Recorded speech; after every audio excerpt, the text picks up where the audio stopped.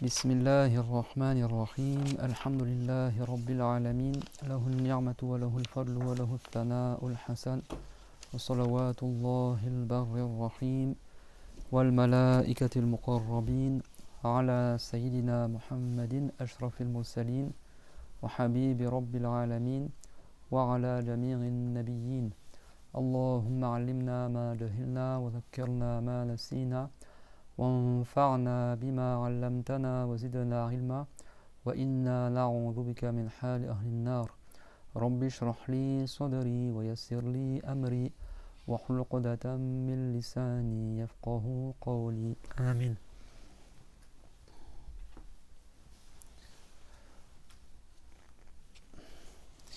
أما بعد الله تبارك وتعالى dit dans le Coran honoré وتعاونوا على البر والتقوى ولا تعاونوا على الإثم والعدوان, c'est-à-dire entraidez-vous pour les œuvres de bien et l'obéissance à Allah et ne vous entraidez pas pour le péché et la désobéissance à Dieu. Donc on fait une bonne intention lillahi ta'ala dans le fait de réviser ensemble la science de la religion. حسن النية لله تعالى عملا بقوله صلى الله عليه وسلم إنما الأعمال بالنيات وإنما لكل امرئ ما نوى. Et donc on applique la parole du prophète alayhi salatu wassalam, qui signifie que certes les bonnes œuvres ne valent que par les intentions, et certes chaque personne a pour elle ce pourquoi elle a fait l'intention.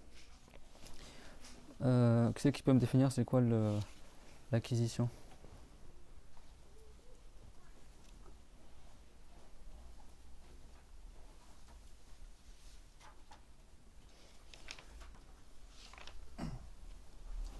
C'est que la personne elle oriente sa volonté vers l'acte et que Sans lire, hein. oui, que Ah. la personne oriente sa volonté vers l'acte et que Dieu crée cet acte-là en lui. C'est quoi la fonction de la puissance de Allah?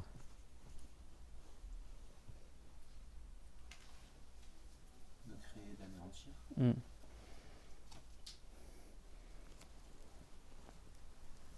La puissance, alors ça c'est une question plus subtile, si quelqu'un il sait pas, il répond pas, d'accord? La puissance de Allah Azza wa Jal, elle concerne quel type de choses? Ce qui est possible rationnel. Voilà, ce qui est possible que ça existe. Possible rationnel, ça veut dire que la raison accepte tantôt que ça existe et elle accepte tantôt que ça n'existe pas. Les deux possibilités sont acceptables. Dieu, on dit qu'il est obligatoire rationnel, c'est-à-dire que c'est obligatoire qu'il soit. Et l'impossible rationnel, la raison n'accepte pas qu'il soit, c'est bon? الواجب العقلي معناه العقل لا يقبل عدمه والمستحيل العقلي معناه العقل لا يقبل وجوده العقل السليم والممكن العقلي معناه العقل يعني يجيز وجوده تارة وعدمه تارة.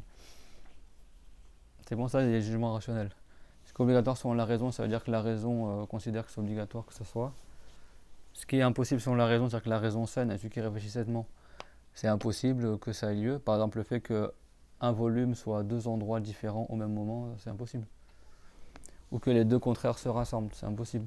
Quelqu'un ne peut pas être mort et vivant à la fois, ou dedans et dehors à la fois, par rapport à une chose en particulier. Et le possible rationnel, c'est-à-dire que la raison, elle accepte que ça soit, tout comme elle accepte également que ça ne soit pas. Après, donc du coup, ce qui est possible rationnel, elle a besoin de qui a fait prévaloir son état plutôt qu'un autre.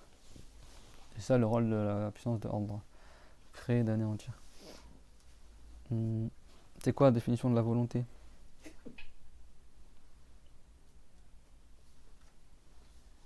le fait que Dieu il spécifie le possible rationnel par des caractéristiques plutôt que d'autres et un temps plutôt qu'un autre. تخصيص الممكن العقلي ببعض الصفات دون أخرى بوقت دون آخر. Le fait que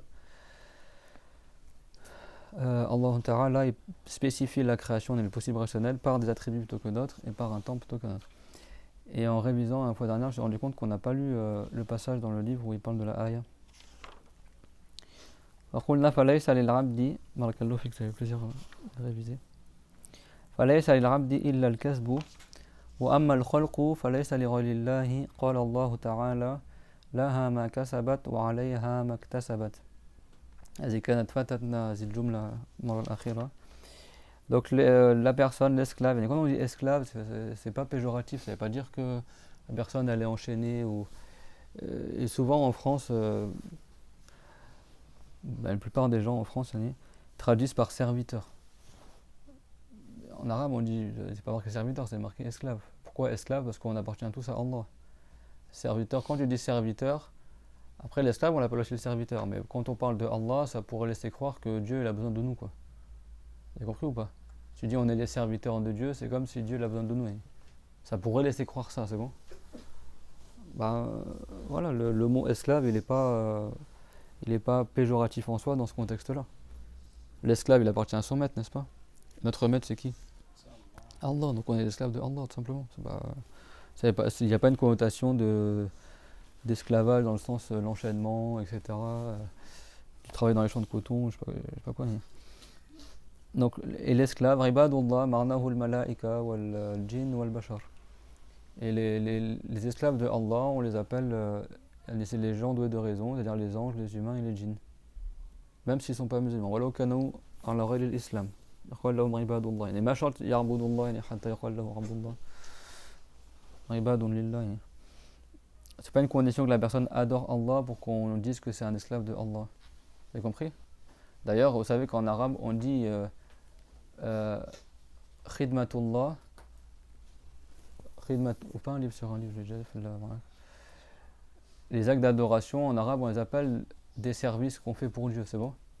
C'est clair, tout le monde? Si tu traduis esclave par serviteur de Dieu, bah cette traduction-là, elle marche que pour les musulmans alors. Parce qu'on va pas dire que les non-croyants, ils servent Dieu. Vous avez compris ou pas?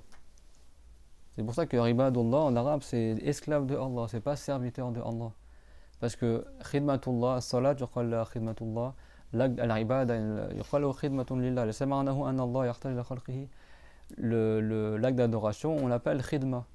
Bon, en tunisien, khidma, ça veut dire le travail, mais à la base, c'est dire le service khidma, c'est bon? Et quand tu fais l'acte d'adoration, on appelle ça, tu fais des khidma. Pour Dieu, c'est bon ou pas? Donc si tu traduis l'esclave par khadim, comme ils font en français, c'est pas tous les êtres humains et tous les djinns qui font des actes d'adoration vers Allah. La plupart, ils sont pas croyants. Donc comment tu vas dire serviteur de Dieu alors qu'eux, ils ne servent pas la religion? Vous avez compris ou pas? C'est clair ce que je dis ou pas? C'est pour ça que des fois, quand tu reformules toutes les traductions en français, c'est une catastrophe. Vraiment, moi j'aurais été heureux si c'était bien traduit, mais la plupart des livres que vous trouvez en français, ils sont mal traduits. En fait, je sais pas. En fait, les traductions, ça montre le niveau d'arabe des gens qui traduisent, quoi.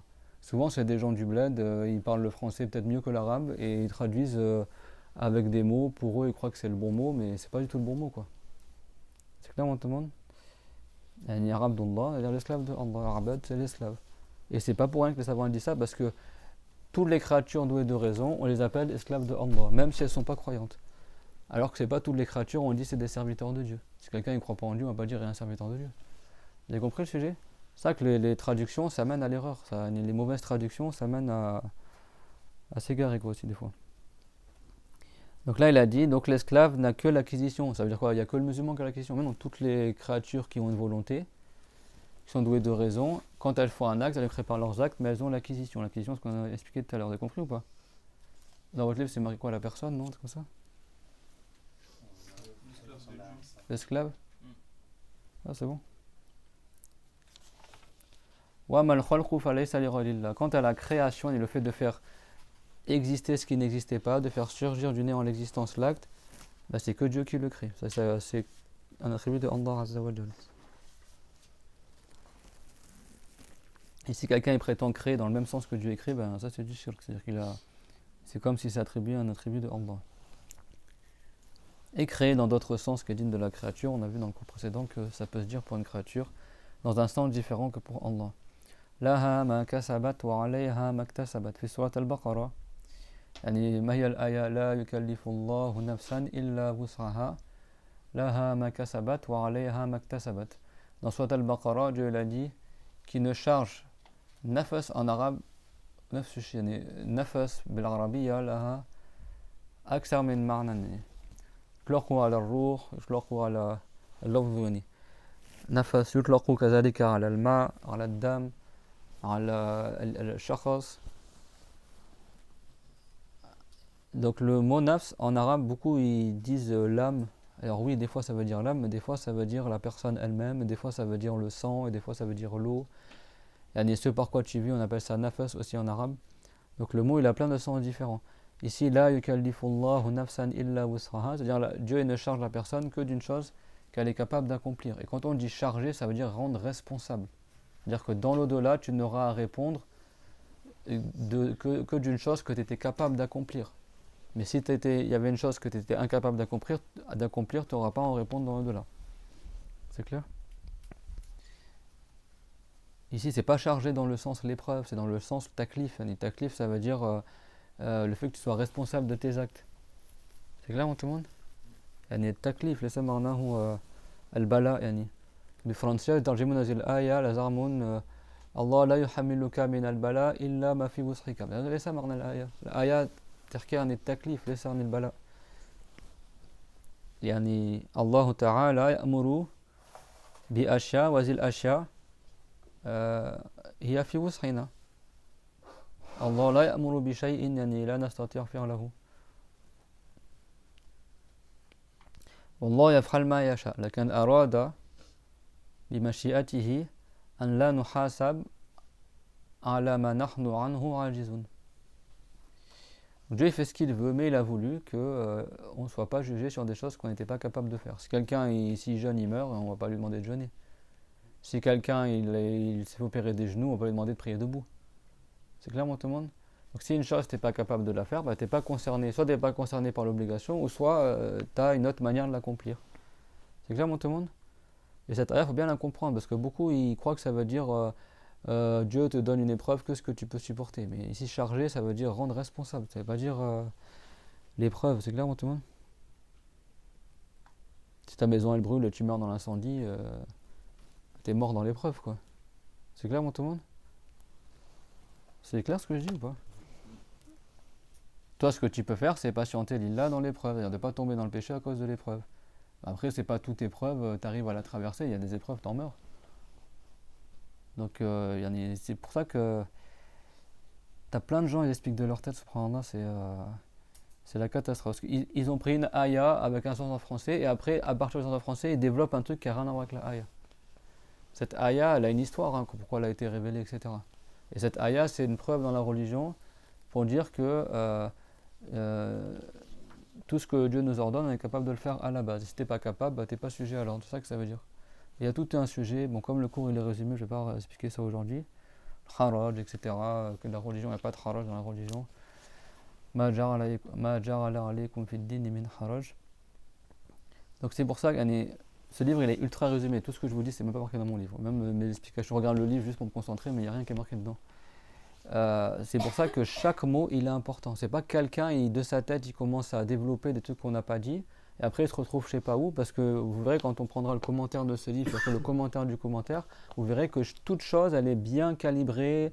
Et chaque mot il compte, chaque mot dans le livre il y a une explication derrière. C'est pas quelqu'un il prend le livre en lecture, il a vu la ayah Dieu ne charge ou quelque chose et après il invente un truc de sa tête. En plus, ce que je sais, c'est pas marqué dans le livre, mais c'est la ayah qui est juste avant. La yukallifullahu nafsan illa wus'aha. Dieu ne charge un nafs que de ce qu'il est capable de faire. Et ça ne veut pas dire, comme il a dit Tahawi, ça ne veut pas dire que les obligations, ça se limite à ce qu'on est capable de faire. On peut faire plus que ce que Dieu nous a ordonné. Mais ça veut dire que ce que Dieu nous ordonne, c'est dans notre capacité. C'est clair? Mais ça ne veut pas dire que c'est restreint à notre capacité. On peut faire plus que 5 prières dans la journée.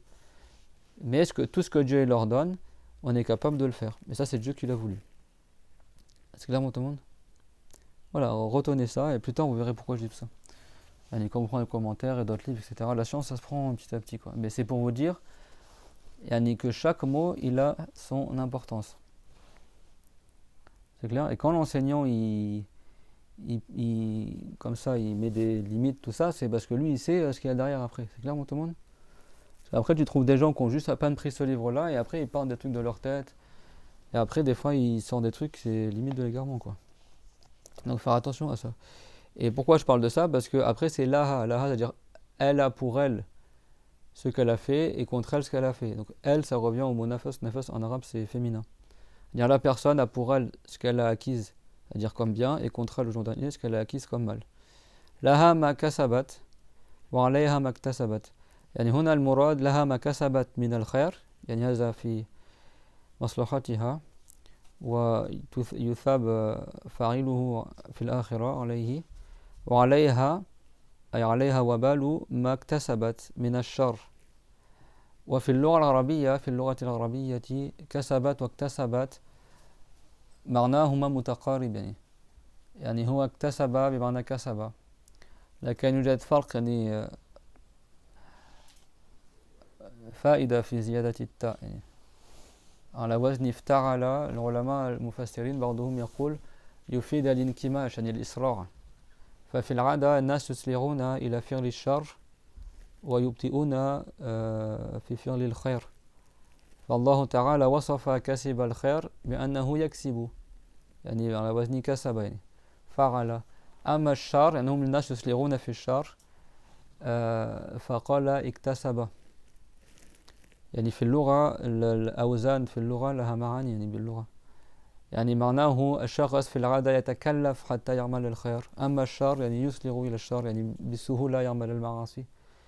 فلذلك الله تعالى قال كسب لمن يعمل الخير يعني يتكلف الخير، واكتسب لمن يعمل الشر. Et donc si quelqu'un pose la question, parce que dans votre livre c'est marqué la personne a pour elle ce qu'elle a acquise comme bien et contre elle ce qu'elle a acquise comme mal, n'est-ce pas? Dans la ayah, c'est pas marqué le bien et le mal, mais en arabe, quand on dit pour toi, c'est-à-dire que c'est quelque chose qui est en ta faveur.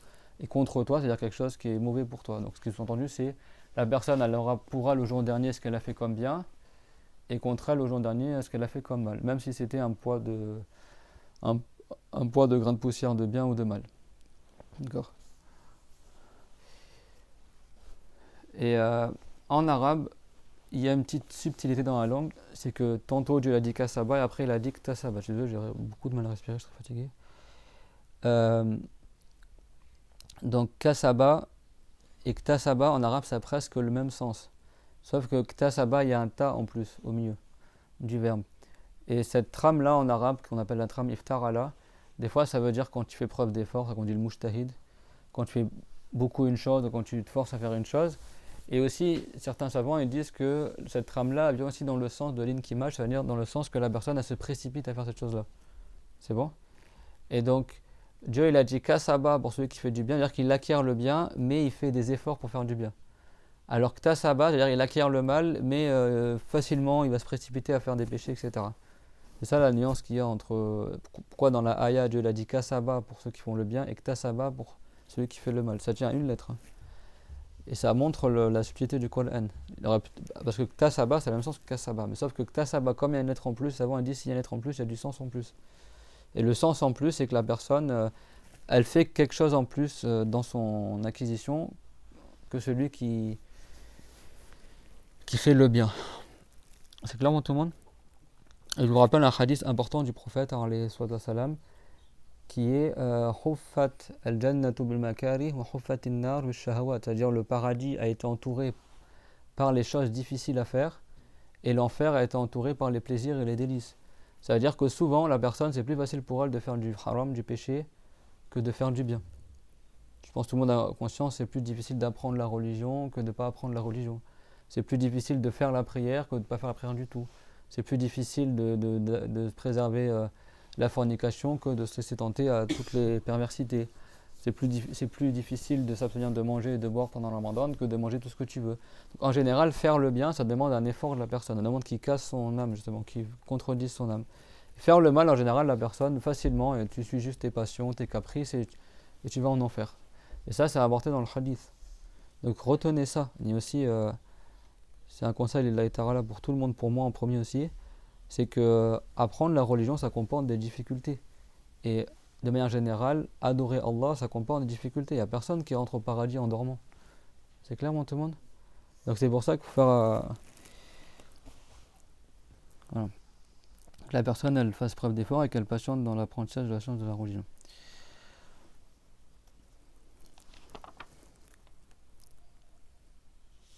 Il y a 3 paroles parmi les toutes premières paroles que j'ai apprises quand j'étais à l'université.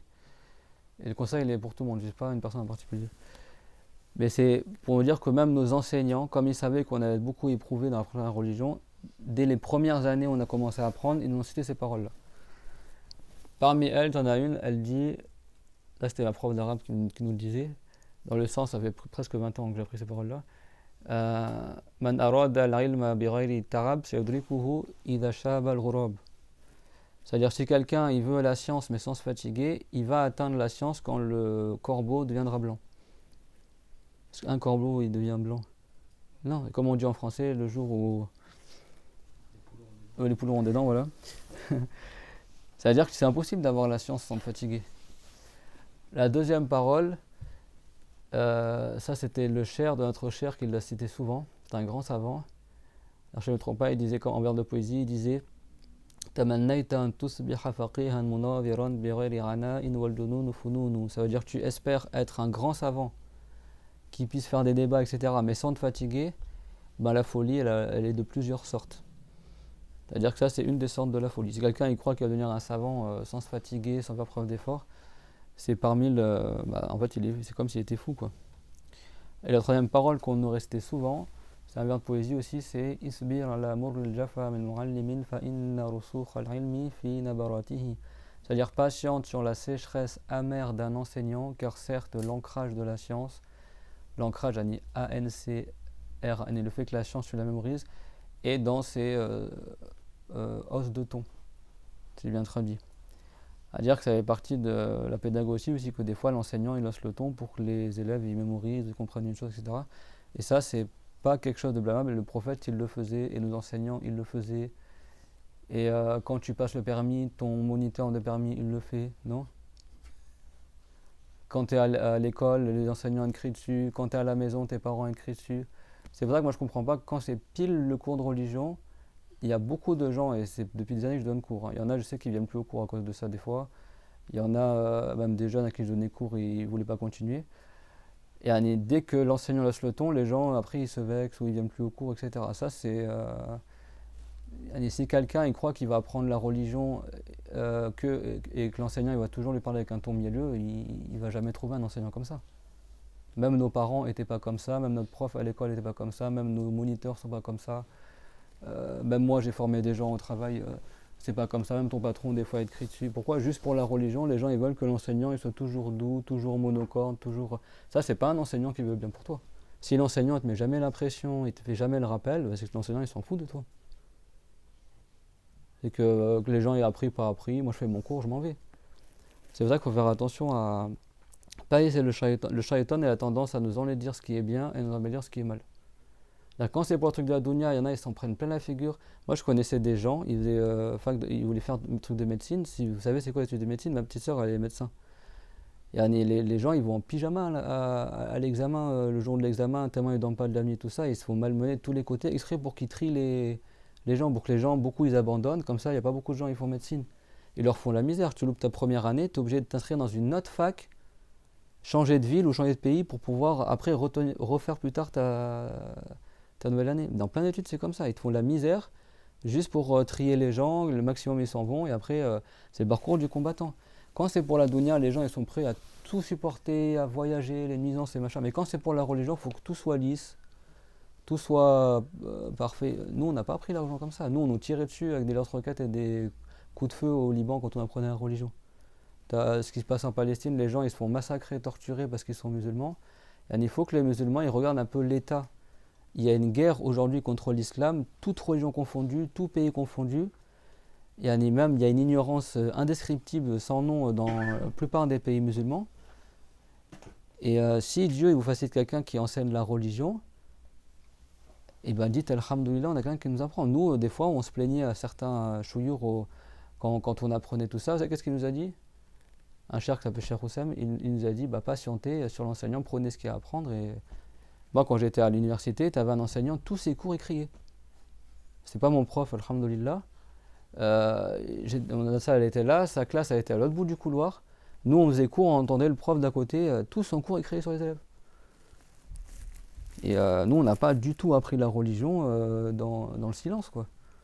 On s'est fatigué, et ça, c'est n'importe quelle science, c'est pareil. C'est pour ça que laissez pas le shaitan vous enlaidir ce qui est bien. Le prophète Mohammed, alayhi salam, des fois, il faisait le discours aux compagnons. Les compagnons, ils pleuraient dans l'assemblée. Tout le monde connaît le hadith où le prophète, une fois, il a crié dans l'assemblée, il a dit si vous aviez vu ce que j'ai vu, et vous rigolerez beaucoup moins et vous pleurez beaucoup plus. Personne n'a entendu ce hadith-là? Et les compagnons ils se sont mis à pleurer dans l'assemblée, etc. Et Dieu il a révélé la ayah alam ya'ni lilladhina amanu an takhshara qulubuhum li dhikrillah. Il n'était pas venu pour les gens qui ont la foi que leur cœur ait la crainte à l'évocation de Allah et qu'ils ne soient pas comme les gens du livre qui les ont précédés, fatala alayhimul amad, et que le temps s'est allongé sur eux et du coup ils ont oublié leur enseignement et leur cœur s'est endurci et après ils étaient plus sensibles au livre révélé et ils ont falsifié la Torah et l'évangile. Ça c'est dans le Coran, cette ayah elle a été révélée pour les compagnons, elle a été révélée en tant que réprimande aux compagnons. C'est quand ils ont fait légir, beaucoup d'entre eux, enfin pas tous, mais certains parmi les compagnons, et ils se sont un peu laissés aller dans la dunya, etc. Parce que le Médine, il y avait des jardins, il y avait des palmeraies, etc. La vie était plus facile et plus agréable qu'à la Mecque. Il y a certains compagnons, ils sont même, parmi les compagnons du prophète, il y en a 3 qui ne sont pas allés partir à la bataille. Et l'un d'entre eux, il n'avait aucune raison de ne pas partir. C'est pourquoi il n'est pas parti? Parce qu'il avait des jardins, c'était le printemps, ça commençait à fleurir, et du coup il dit bon bah je vais préparer ma monture. Au final il repoussait, parce qu'il voulait profiter de son jardin. Il était un peu dans l'insouciance, tout ça, et après au final quand il a préparé sa monture, il s'est rendu compte que toute l'armée est partie et il n'est pas parti avec eux. Et quand le prophète il est revenu, il a dit bah j'ai pas d'excuses. Il a été honnête, il a dit j'ai pas d'excuses, et pendant 3 jours, le prophète lui parlait plus, il passait plus salam, parce que Dieu lui ordonnait cela. Et lui, et plus aucun musulman lui parlait, plus personne lui passait le salam. Quand il rentrait dans la mosquée, il passait le salam au prophète il ne répondait pas. Quand il faisait la prière, le prophète il ne le regardait pas. Et après, quand la personne avait de le tourner, le prophète il le regardait, après Enfin, c'était hyper compliqué. Après, le prophète il a demandé à son épouse, c'est Ka'b ibn Malik le compagnon, il a demandé à son épouse de ne plus rester avec lui. Enfin, c'était hyper dur. Parce qu'à cause de l'insouciance, il a manqué de partir à la bataille. Et lui, il a été honnête, parce qu'il y en a parmi les munafiqines, ils ont menti. Ils ont dit, ah, mais nous, on était malades, je sais pas quoi. Ils ont inventé un truc. Et lui et 3 autres compagnons, ils sont partis, ils ont manqué sans excuse, mais ils ont été honnêtes et ils ont dit au prophète que. Parce qu'en fait, si tu avançais une excuse, le prophète, il a manqué pour toi et il pense le bien, tu vois. Et ça, penser le bien, c'est une chose hyper importante aussi, quoi. Si l'enseignant, il hausse le ton, il faut penser le bien. Ça ne veut pas dire l'enseignant est contre moi, il m'aime pas. Je sais parce que moi j'ai donné des cours à des jeunes, je sais qu'il y a des jeunes, je parle il y a des années, je sais qu'il y en a ils viennent plus parce qu'ils me trouvaient trop sévère par exemple. Alors que moi, je sais pas, il y en a ils me remercient sur YouTube, merci pour la gentillesse, etc. Et dire moi par rapport aux enseignants que j'ai eu, je suis une crème de chez crème, quoi. Je veux dire, si vous aviez eu les enseignants que nous on a eu, il y en a plein, ils n'auraient pas patienté, quoi. Et surtout à notre époque où il y a tellement d'ignorance et tellement de guerre contre les musulmans, on va rester à titiller l'enseignant, il m'a mal regardé, il m'a mal parlé. Il dit alhamdoulilah, on a trouvé un enseignant qui nous enseigne la bonne croyance, qui nous enseigne la religion. C'est vrai que c'est important à ça. Moi, il y a des profs, même parmi les femmes, elles nous criaient dessus. Et nous, alhamdoulilah, on est contents. C'est comme ça qu'on apprend aussi. Après, moi, je ne passe pas mon temps à crier, etc. Et quand j'ose le ton, si vous regardez juste la parole que j'ai dite en haussant le ton, elle est toujours vraie. Hein. J'ose jamais le ton comme ça parce que je suis en colère. Je vais balader quelqu'un pour rien. Il y a toujours un message justifié derrière. C'est pour ça qu'il faut s'entraider dans le bien. Il ne faut pas laisser le shaitan nous en dire ce qui est bien dans la religion. Le prophète, il haussait le ton des fois. Quand il faisait le discours, le Jumu'ah, il y avait sa veine sur le front qui gonflait. Et ça, si quelqu'un ne sait pas, qui lise les hadiths. Vous croyez que le prophète, tout son temps, il parlait comme ça à voix basse? Ça, c'est pas c'est pas dans la religion, ça. Le prophète, des fois, il faisait des exhortations aux compagnons. Ça va dans le hadith, comme quelqu'un qui exhorte une armée. Et il disait sabbahakum, massakum, ça veut dire au matin, au soir, ça veut dire quoi? L'ennemi il va venir ce matin. Ça, c'est l'expression en arabe pour éveiller l'intention de la personne. Le prophète lui-même, même notre cher, quand notre cher qui est mort à plus de 100 ans, s'il y en a, ils l'ont connu, quand il donnait cours, il était tout calme, il était malade, le cher, il avait plus de 100 ans. Moi, j'ai vu beaucoup de vidéos de lui, d'archives, etc., quand il était plus jeune, tout ça. Le cher, quand il était plus jeune, quand il donnait cours, il criait. Hein. Et des fois, il était hyper virulent, etc. Et des fois, certains, il le contredire dans le cours et disait, il le recalait dans le cours, etc., quand il donnait cours à certaines assemblées où c'est des gens ignorants, etc. Le cher n'a pas toujours été quelqu'un qui parle à voix basse. Hein. Quand il était jeune, il était encore plus virulent que certains jours que vous connaissez. Dans la religion, c'est normal que des fois l'enseignant il hausse le ton et des fois il... Et ça, les savants depuis des siècles, ils ont même fait un vers de poésie sur ça. Isbir ala murril jafa min muallimin, patiente sur la sécheresse amère d'un enseignant. Fa inna rusukh al-ilmi fi nabaratihi. Car certes, le fait que la science elle soit imprégnée dans ton cœur, c'est dû au fait que des fois l'enseignant il te crie dessus. Et c'est pour ça qu'à l'école ou au permis ou dans plein de trucs, les gens des fois ils nous crient dessus. Il y en a qui crient pour rien, mais ceux qui te crient pour t'éduquer, c'est pour ton bien. Ça veut dire ça a du souci pour toi que tu réussisses. Donc pourquoi juste pour la religion faire l'exception? Pour la religion, on parle de paradis et d'enfer. Des fois, les gens, est-ce qu'ils voient aussi des fois, il faut voyager aussi. Moi, certains jeunes que je connais ici, je dis, mais il faut que les gens ils voyagent aussi, quoi. Ils voient un peu comment les musulmans ils se font massacrer dans notre pays. Et toi, tu vas juste titiller parce que l'enseignant il t'a fait une remarque sur une fois, etc. Ces gens-là, ils sont perdants. Et ça, malheureusement, il y en a de plus en plus. Les gens qui se vexent pour rien, un truc comme ça, parce que on va jamais apprendre la religion comme ça. Moi, on n'a pas appris. Moi, j'ai pas appris la religion dans la douceur. Hein. Moi, je suis doux avec vous. Vous savez pourquoi je suis doux avec vous et je suis compatissant? Parce que moi, j'en ai pris plein la figure pour apprendre la religion. Mais vraiment, on a subi des trucs de ouf pour apprendre la religion. Que vous, on a subi la guerre, on a subi les nuisances, on a subi plein de trucs, etc. La pauvreté, la faim, etc. Et comme moi, j'ai pas envie que vous subissiez la même chose pour apprendre la religion, je dis, moi, je vais leur donner la science, comme ça, ils n'auront pas besoin de faire ce que nous, on a fait pour apprendre la religion. Parce que nous, on a perdu notre santé dans l'apprentissage de la religion. On a sacrifié notre santé, notre argent, etc. C'est pour ça que des fois, je suis un peu dur dans le cours. Parce que le moindre effort, des fois, on dirait que c'est beaucoup pour les gens, alors que personne, il va avoir... Il y en a beaucoup, ils sont jaloux quand on a appris. Moi, il y a plein de gens qui sont jaloux de moi parce que, soi-disant, j'ai de la science, tout ça. Mais les gens, ils font même pas 1% des efforts qu'on a fait pour apprendre la religion, et après, ils sont jaloux, ou après, ils se vexent, ou machin. Mais sinon, on s'était vexé à chaque fois que l'enseignant, il hausse le ton, ou à chaque fois qu'il y a une difficulté, tu vas jamais apprendre la religion. Moi, mon camarade de chambre, quand j'étais plus jeune, il me disait une parole, il disait, les savants, ils disent, si quand il fait trop chaud, tu dis, il fait trop chaud, je vais pas aller au cours de religion. Et si quand il fait trop froid, tu dis, il fait trop froid, je vais pas aller au cours de religion, tu vas jamais apprendre la religion. Au bout d'un moment, il faut que la personne, elle accepte de faire des efforts pour la religion. Et ça, c'est marqué dans le Coran. C'est ça que Dieu, il a dit, laha ma kasabat. Que la personne, elle a pour elle ce qu'elle a acquis. Ça veut dire que souvent, les gens, quand c'est pour faire du bien, ils traînent les pieds. C'est-à-dire que pour eux, ça demande un gros effort de faire le bien. N'est-ce pas que Dieu dit pour la prière wa innaha lakabiratun illa ala al-khashi'in, que certes la prière, elle est grande, elle est dure à faire, sauf pour les gens qui ont la crainte de Allah. C'est dans le Coran, dans Surat al-Baqarah.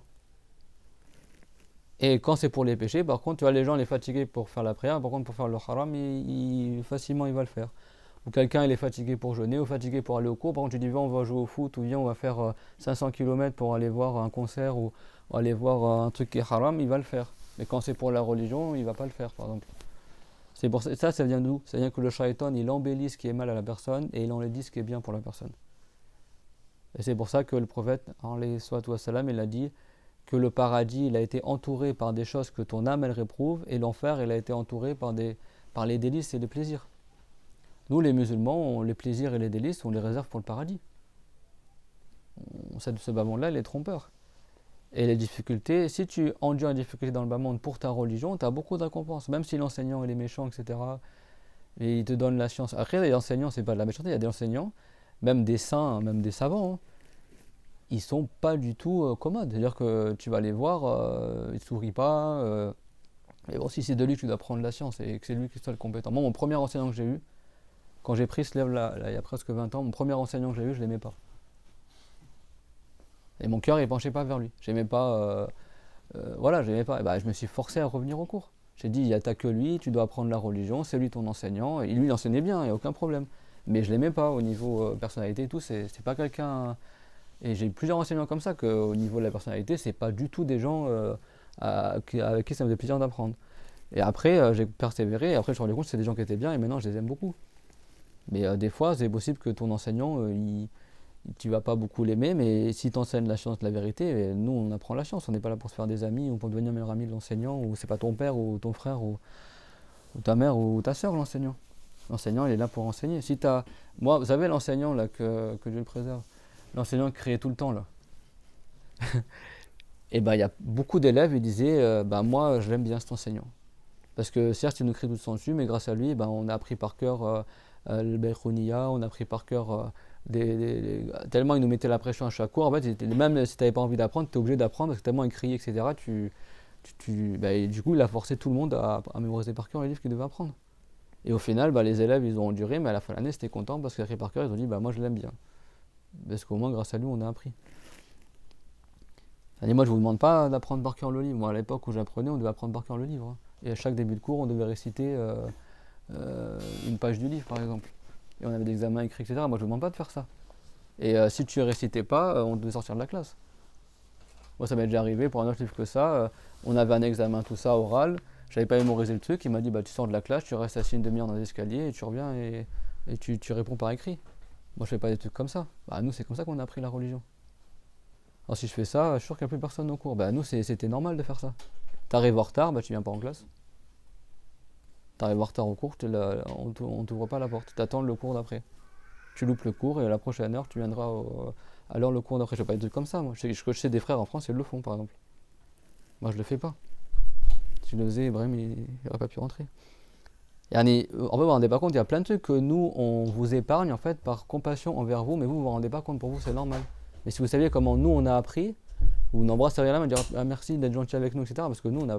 Même notre cher, il nous disait la même chose. Il disait si moi je vous enseignais la religion, tout comme les savants qui m'ont enseigné vous auraient enseigné, il n'y aurait personne qui aurait appris la religion avec moi.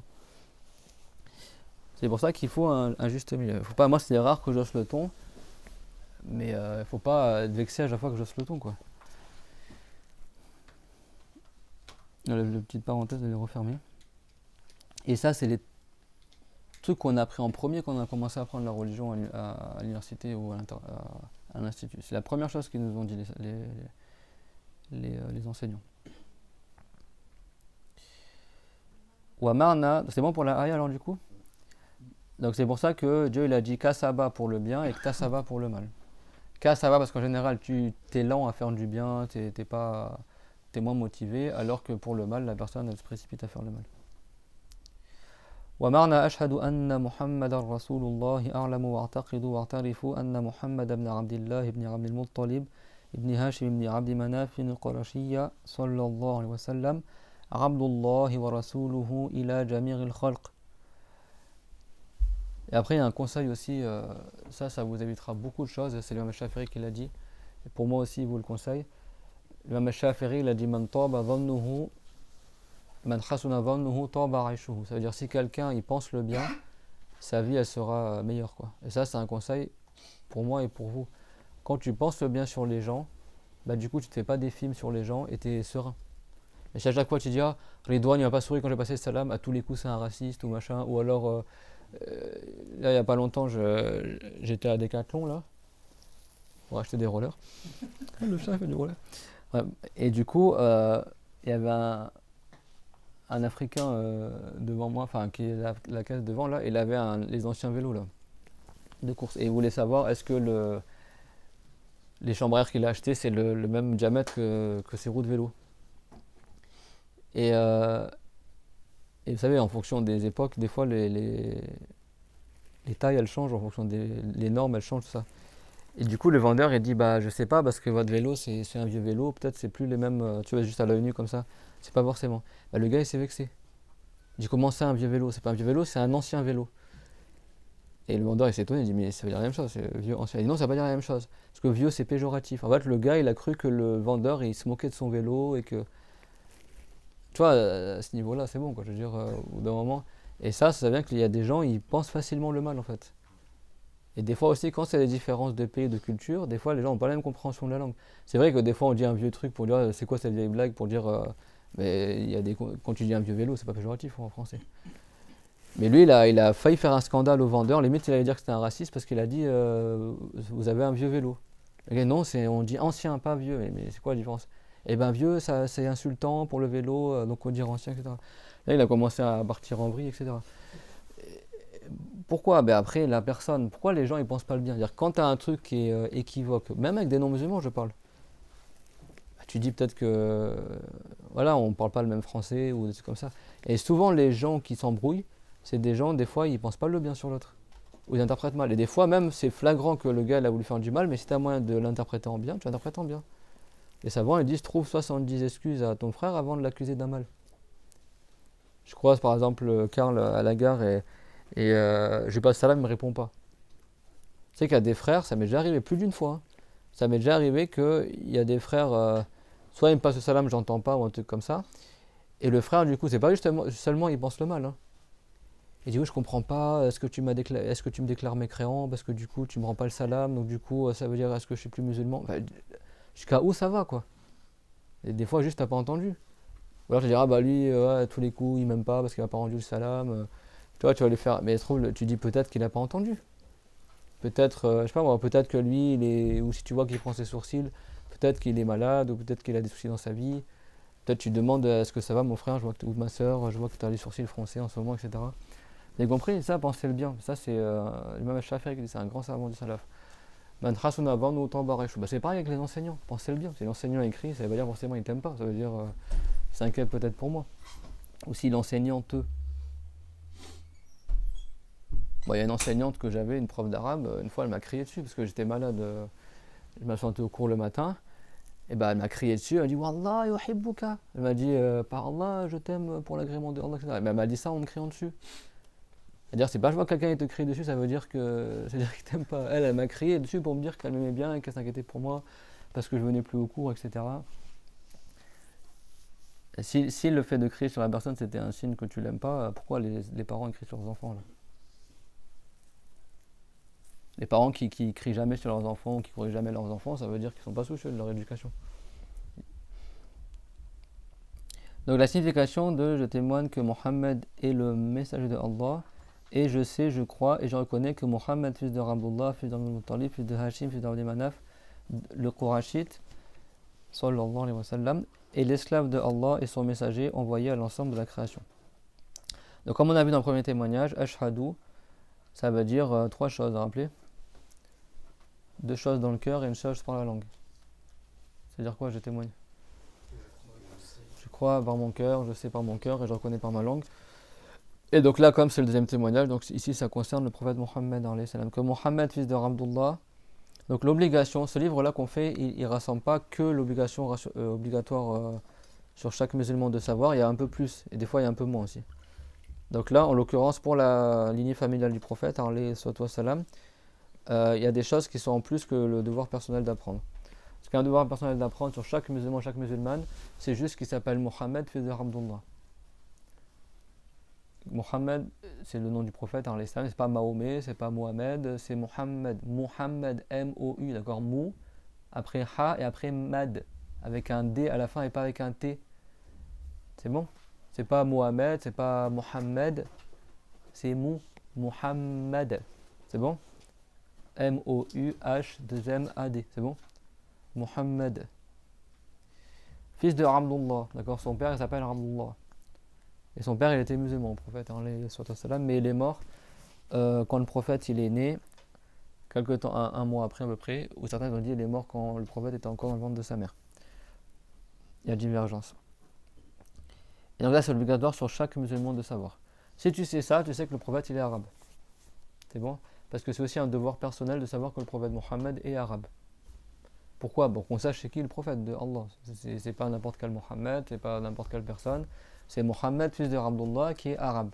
D'ailleurs, Al-Mahdi, qui va venir à la fin du monde, avant le prophète Isa, avant le prophète Jésus, il a le même nom et le même nom de père que le prophète Mohammed. Il s'appelle aussi Mohammed, fils de Abdullah.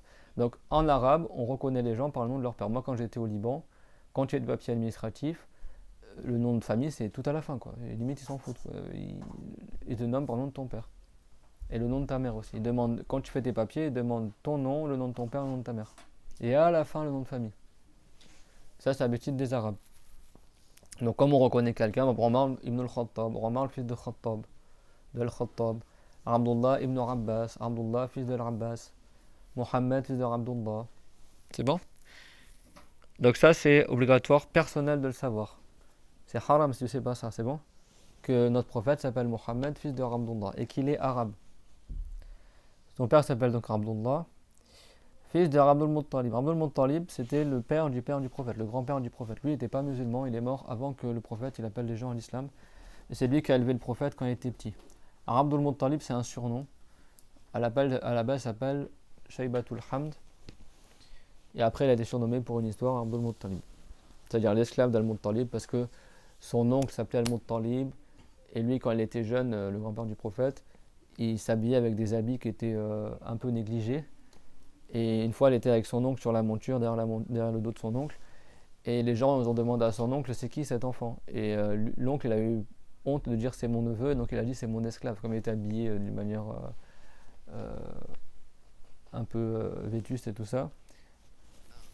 Et du coup, son oncle, il a dit c'est mon esclave. Et du coup, ce surnom-là est resté l'esclave de Al-Muttalib. Les gens ont continué à l'appeler comme ça, même après quand ils ont vu que c'était pas son esclave, ils ont continué à l'appeler comme ça.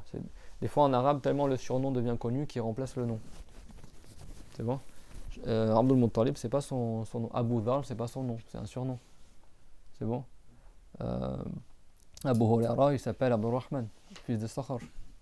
La plupart des gens ne savent pas c'est quoi le prénom de Abu Huraira. Tout le monde l'appelle Abu Huraira. Abu Huraira, ça veut dire celui qui a le petit chat. C'est un surnom. C'est bon? Imam Ali, le prophète, il l'appelait Abu Turab, celui qui dort sur la terre. Allez, c'est connu, des fois le surnom est moins connu que le prénom, et des fois le surnom il surplombe le prénom. Le surnom connu du prophète, c'est Abu al-Qasim.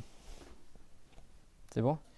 Donc le prophète Mohammed, il est connu par 3 noms, et c'est avec ces 3 noms qu'il est valable de prononcer l'attestation 2 fois pour entrer en islam. Soit tu dis Mohammed, soit tu dis Ahmed, soit tu dis Abu al-Qasim ou Abu al-Qasim. C'est bon, les deux c'est valable. Parce que Qasim, dans l'arabe du Yémen, on dit Qasim. Et ça, c'est l'arabe littéraire aussi. Si quelqu'un veut rentrer en islam, il dit il n'y a qu'un seul Dieu, c'est Allah, et Mohammed est le prophète de Allah, ou alors il dit Ahmed est le prophète de Allah, ou alors il dit Abu al-Qasim est le prophète de Allah. S'il ne dit pas un de ces 3 noms, ou il prononce mal un de ces 3 noms, c'est pas valable, parce qu'il aura confirmé la mission de prophète pour autre que le prophète Mohammed. S'il dit Mahomet, s'il dit Mohamed, s'il dit Abu al-Qasim, s'il dit Ahmed, tout ça c'est pas valable pour entrer en islam.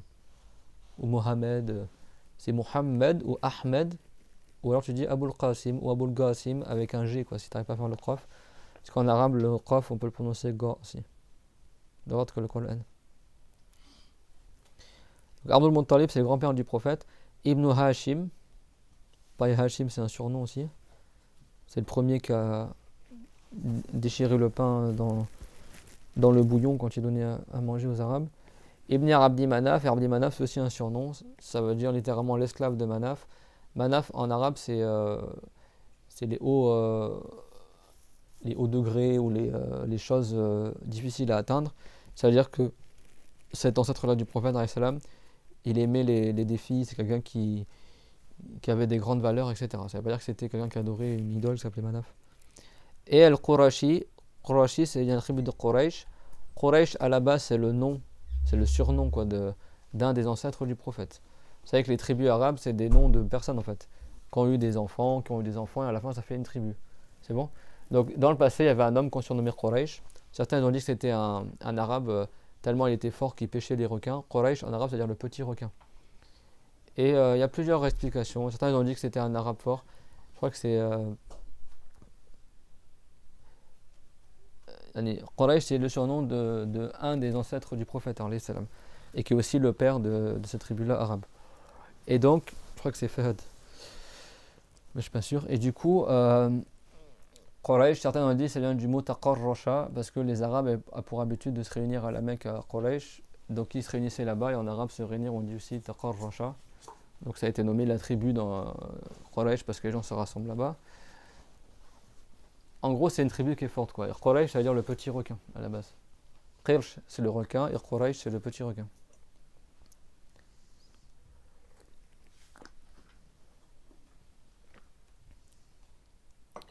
فالواجب الفرض العيني على المسلم البالغ العاقل والمسلمة البالغ والعاقلة يعلم أن محمد هو عبد الله ابن عبد الله je vais pas faire en arabe, je suis trop fatigué. Il est Mohammed, fils de Abdullah. Fais-moi des doigts parce que j'ai de plus en plus de mal à respirer. Si je fais en arabe, ça va prendre 2 fois plus de temps, du coup. Donc, ويتبع ذلك اعتقاد أنه ولد بمكة وبعث بها وهاجر إلى المدينة ودفن فيها. Donc le prophète, on dit qu'il est Abdullah et son messager à l'ensemble de la création. Tout ça, les mots, ils ont un sens. Pourquoi on dit Abdullah? Pour exclure qu'il est le fils de Allah. L'Arabad, c'est l'esclave, et celui qui est esclave, ton fils ne peut pas être ton esclave, c'est clair? Donc du coup, quand on dit Arabad, ça veut dire que Mohammed, on ne dit pas que c'est le fils de Dieu. Et Rasuluhu, qu'il a envoyé par Allah à l'ensemble de la création. L'ensemble de la création, c'est-à-dire ceux qui sont concernés par l'appel à l'islam. C'est qui est concerné par l'appel à l'islam parmi la création? Est-ce que les poissons ils sont concernés? Les arbres? Les dauphins?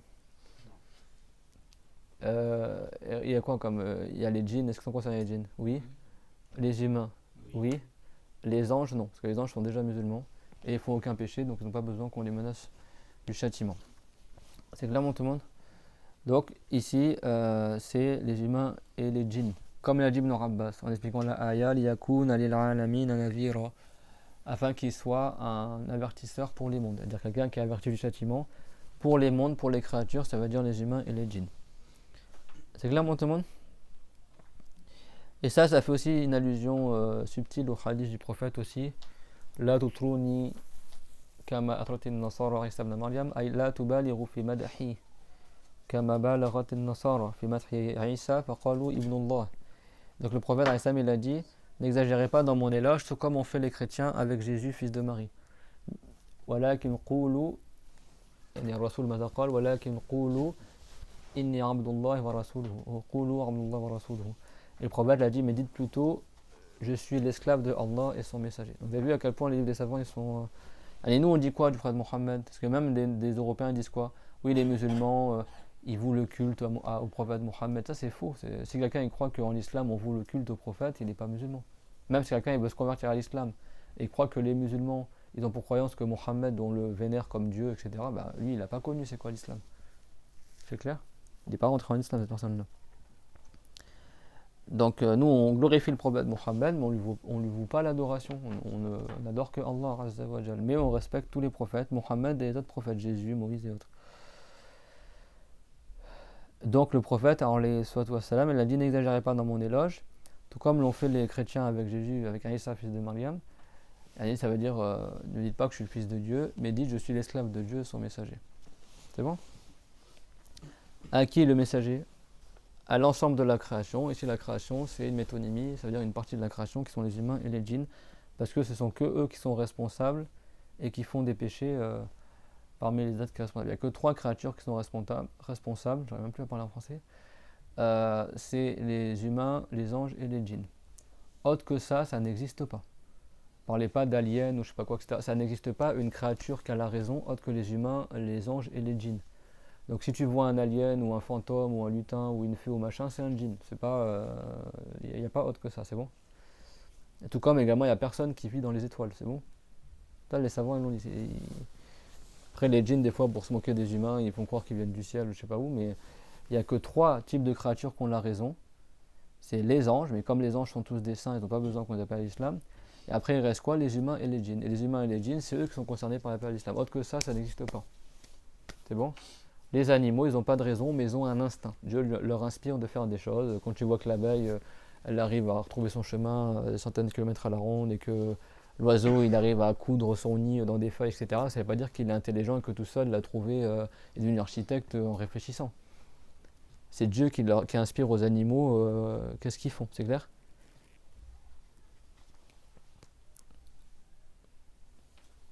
C'est ce qu'on appelle l'instinct, d'accord? Ça, c'est pas l'intelligence. Un cheval, quand il naît, ou une girafe, quand elle naît, ils savent marcher dès la naissance.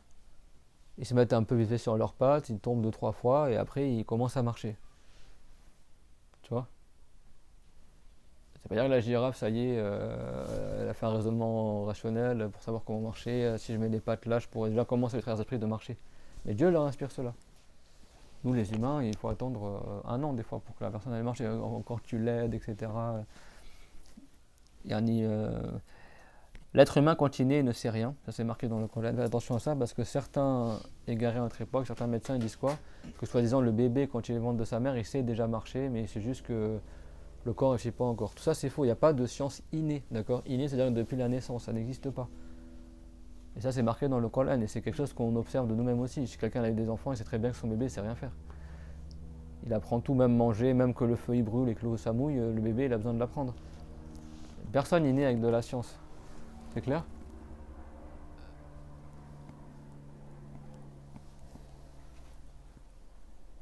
Leur truc là c'est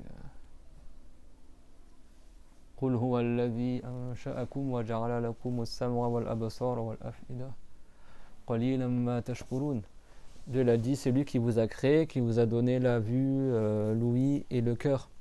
Et ça c'est beaucoup dans le Coran. Parce que parmi les causes pour apprendre, c'est quoi? C'est de voir, d'entendre et de raisonner. C'est clair tout le monde? Et donc dans le Coran, Dieu il a dit Wallahu akhrajakum min butuni ummahatikum la ta'lamuna shay'a. Dieu vous a fait sortir du ventre de vos mères et vous ne saviez rien. Et après il a créé pour vous l'ouïe, la vue, etc. Et après vous avez commencé à apprendre. C'est marqué dans le Coran. Donc même s'il y en a qui font des études, armes, médecine, tout ça, la vraie science c'est conforme au Coran. Il n'y a pas plus véridique que la parole du créateur des mondes. Dieu nous a créé, c'est lui qui a créé l'enfant dans le ventre de sa mère et c'est mieux, plus que quiconque, qu'est-ce que l'enfant il sait lorsqu'il naît? Il ne sait rien. Même les prophètes quand ils naissent, ils ne savent rien. Aucun prophète ne naît prophète. Le prophète quand il est né n'était pas prophète. Après attention, certains prophètes sont devenus prophètes enfants, avant la puberté, comme le prophète Yahya et d'autres. Et d'autres prophètes sont devenus prophètes quand ils étaient adultes. Le prophète Mohammed, il est devenu prophète à quel âge?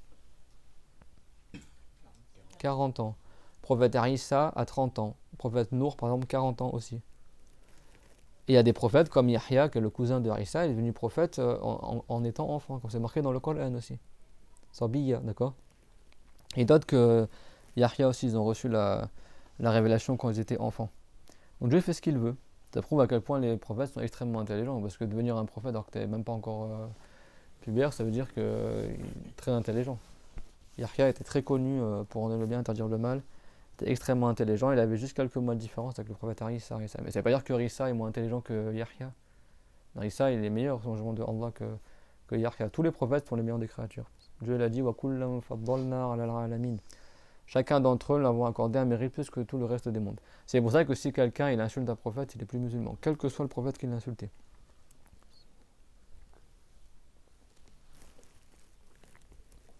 Ou il se moque d'un prophète, etc.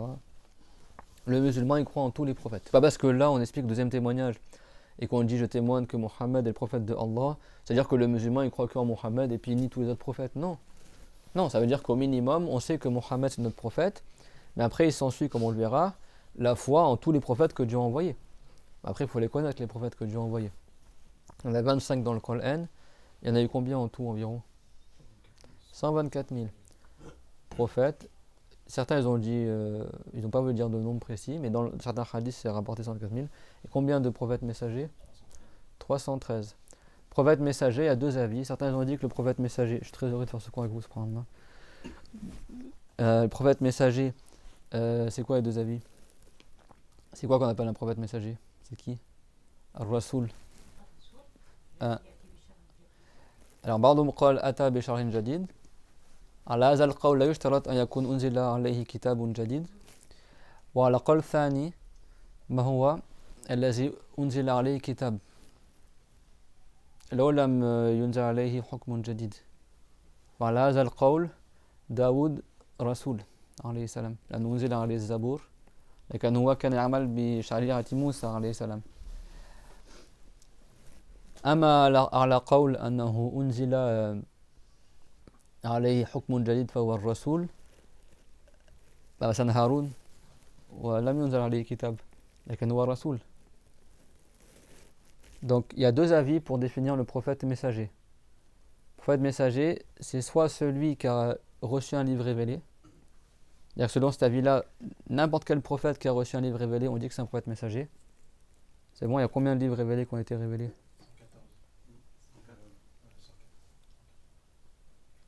104. Il n'y a pas de cadeau à la fin du cours. Parce que 104 livres révélés, c'est bon? Il y en a eu combien sur le prophète Mohammed? Donc comme on a rapporté dans le hadith de Ibn Hibban, donc un sur le prophète Mohammed, un sur le prophète, donc c'était le Coran. Les plus connus c'est 4 livres, d'accord? C'est le Coran, le Coran, l'Injil, l'Évangile, Torah, la Torah, et Al-Zabour, les psaumes de David, de Daoud, c'est bon? Il n'y a pas eu que 4 livres révélés, il y en a eu 104 en tout. Donc, si vous voulez noter, donc un sur le prophète Mohammed, alayhi salam, c'est le Coran. C'est bon? Que Dieu vous fasse miséricorde. Il y a beaucoup d'absents aujourd'hui. Hein. Il y a les questions qui... Je sais pas pourquoi je vais me remettre... Je vais faire comme nos enseignants à nous là. T'es en retard, tu rentres pas. Tu reviens demain au cours suivant. Donc, un sur le prophète Mohammed, alayhi salam. Un sur le prophète Isa, donc Al-Injil, l'évangile. C'est pas la Bible, d'accord? La Bible, ça rassemble, selon eux, hein, la Bible, soi-disant, ça rassemble la Torah et l'évangile. L'Ancien Testament, la Torah, et le Nouveau Testament, l'évangile. Bon, tous ces livres-là ont été falsifiés hein, aujourd'hui, sauf le Coran. L'évangile, enfin la Bible, sans parler religieusement parlant, hein, en parlant historiquement parlant, c'est du grand n'importe quoi. Hein.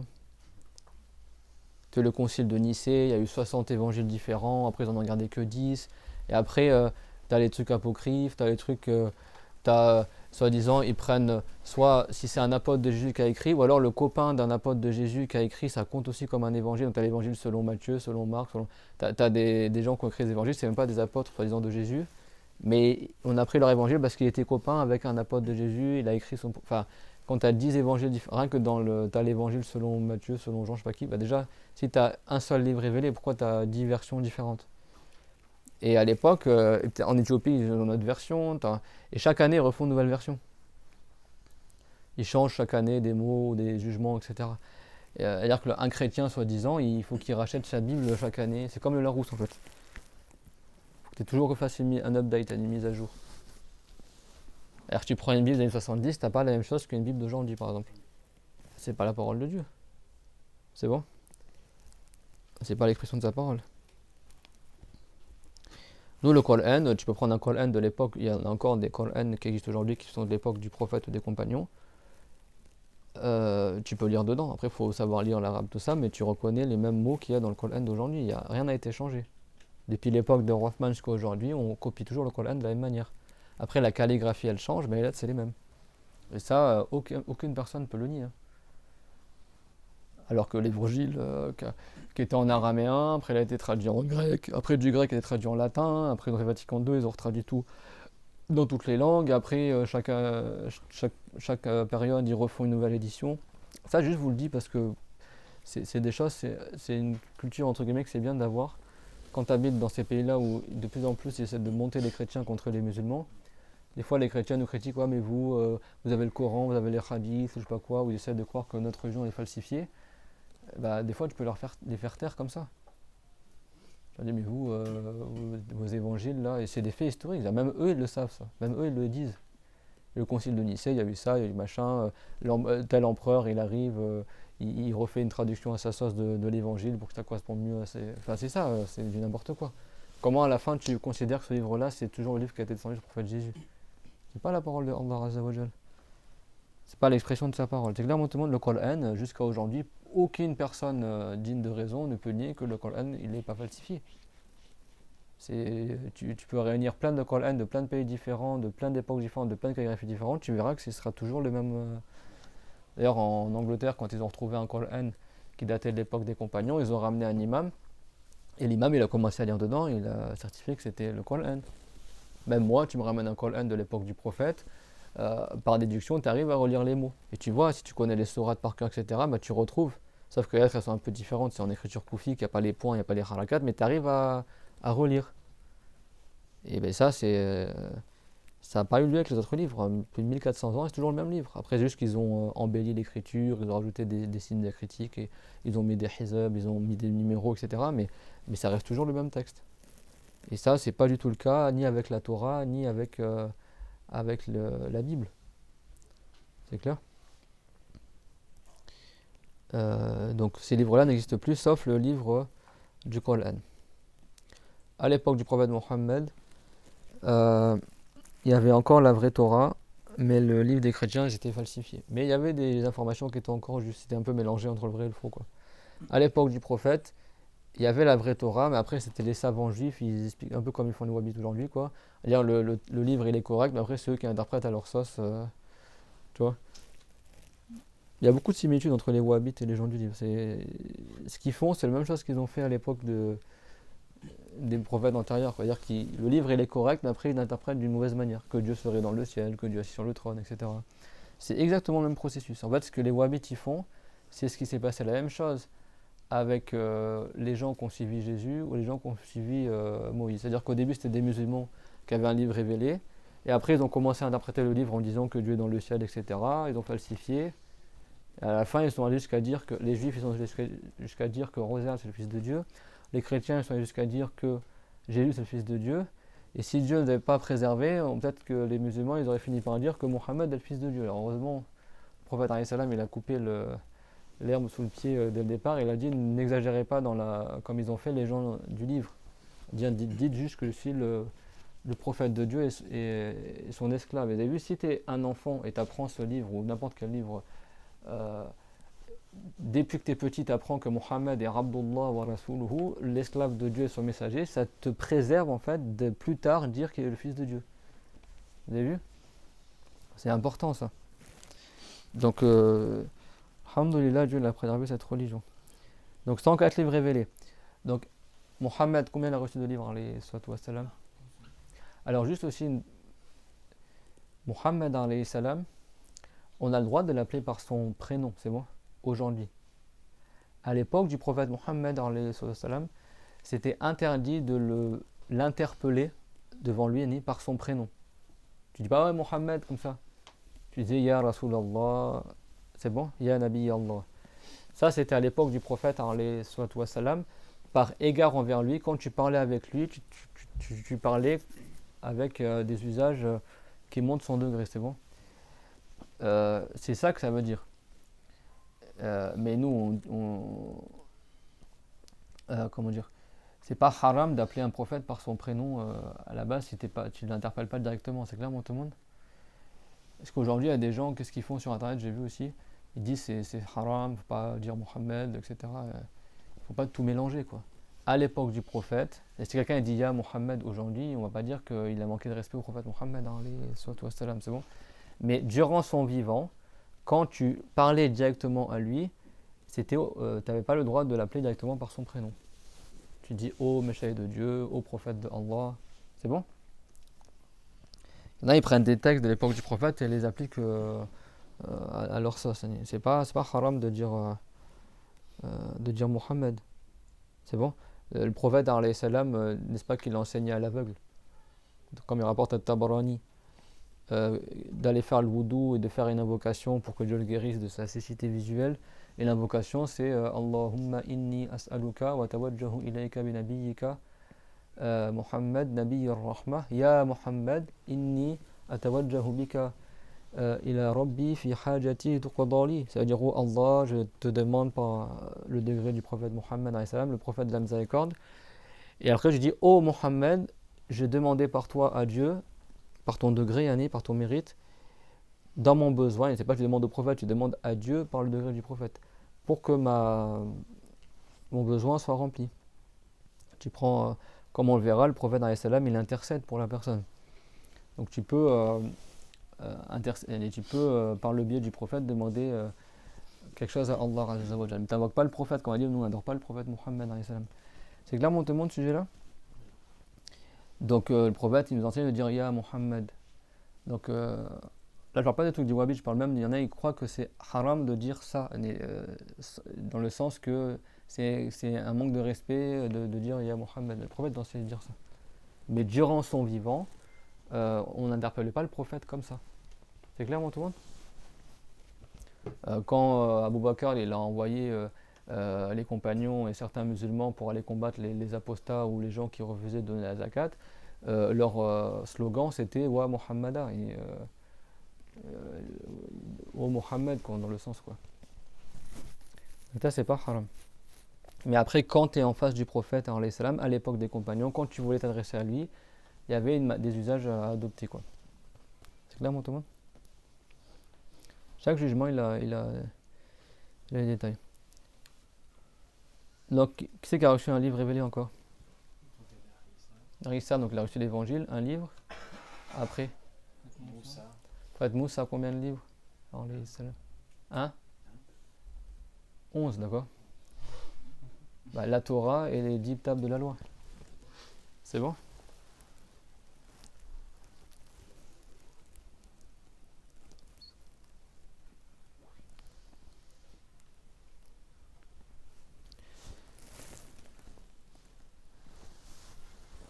Ou 10, je sais pas. En fait, Moussa, il a reçu les tables de la loi, c'était des plaques. Certains ont dit que c'était en pierre, certains ont dit que c'était en bois. Et quand une partie de son peuple ont adoré le veau d'or, Dieu il a fait remonter certaines plaques. Donc la Torah, il y avait les lois religieuses dedans, c'est bon. Et après les plaques qu'il a eues, c'était des plaques, il y en a qui parlaient des sciences du bas monde, il y en avait qui parlaient de sagesse, c'était des choses en plus quoi, c'est bon. Et les prophètes, ils font pas de mécréance, donc les prophètes, ils vont pas rabaisser le livre révélé, c'est clair moi tout le monde?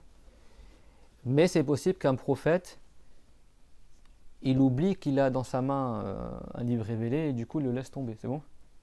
Donc Moussa alayhi salam, quand il a vu à sa grande surprise et sa grande stupeur que 70 000 musulmans ont quitté l'islam pour adorer un veau en or, tellement il était en colère et tellement il était choqué qu'il a laissé tomber certaines des plaques qu'il avait reçues, c'est bon? Ça veut pas dire qu'il a pris les plaques, il les a balancées volontairement, vous avez compris ou pas? Et donc il y en a certaines qui se sont cassées et Dieu il a prélevé en fait pour réprimander les gens qui avaient mécru tout ça, bah, il y a une partie des livres que Moussa il a reçus que Dieu il a fait remonter dans le ciel. C'est bon? Donc il est resté que certaines plaques, mais ce qui concernait certaines sciences du bas monde ou d'autres sujets, Dieu il l'a repris, c'est bon? Ça veut pas dire que Dieu est dans le ciel, ça veut dire que... Et ça, il faut faire attention aussi, c'est que les livres révélés anciens, on ne dit pas qu'ils sont remontés au ciel. Ils ont été détruits. C'est clair, moi, tout le monde? Parce qu'il y en a, je sais pas, certains parmi les frères et sœurs, ils disent qu'après la Torah, l'évangile, ils ont été remontés au ciel. C'est faux, ça a été brûlé ou falsifié ou détruit, ils ont disparu. C'est clair? Le Coran, à la fin du monde, Dieu il le prélèvera, il le fera enlever de la terre. Il restera jusqu'à la fin du monde. C'est bon, donc Moussa alayhi salam. Après, il y a qui a reçu un livre révélé? Daoud, il a reçu un livre qui est Zabour. Mais Daoud, c'est pas un prophète messager dans le sens qu'il a pas reçu une nouvelle loi. Après, il y a le prophète Shith qu'on a reçu 50. Et quand on lit des livres Kitab, Marno Maktoub, c'est quand on dit un livre, ça veut pas dire forcément que c'était avec des pages et tout ça. Parce que bon, nous on traduit par livre, mais en réalité, en arabe, un écrit, on l'appelle Kitab aussi. Kitab et Marna Maktoub. C'est bon, une feuille avec une écriture dessus. En arabe, on va dire que c'est un livre. C'est un écrit, c'est bon? Un Kitab.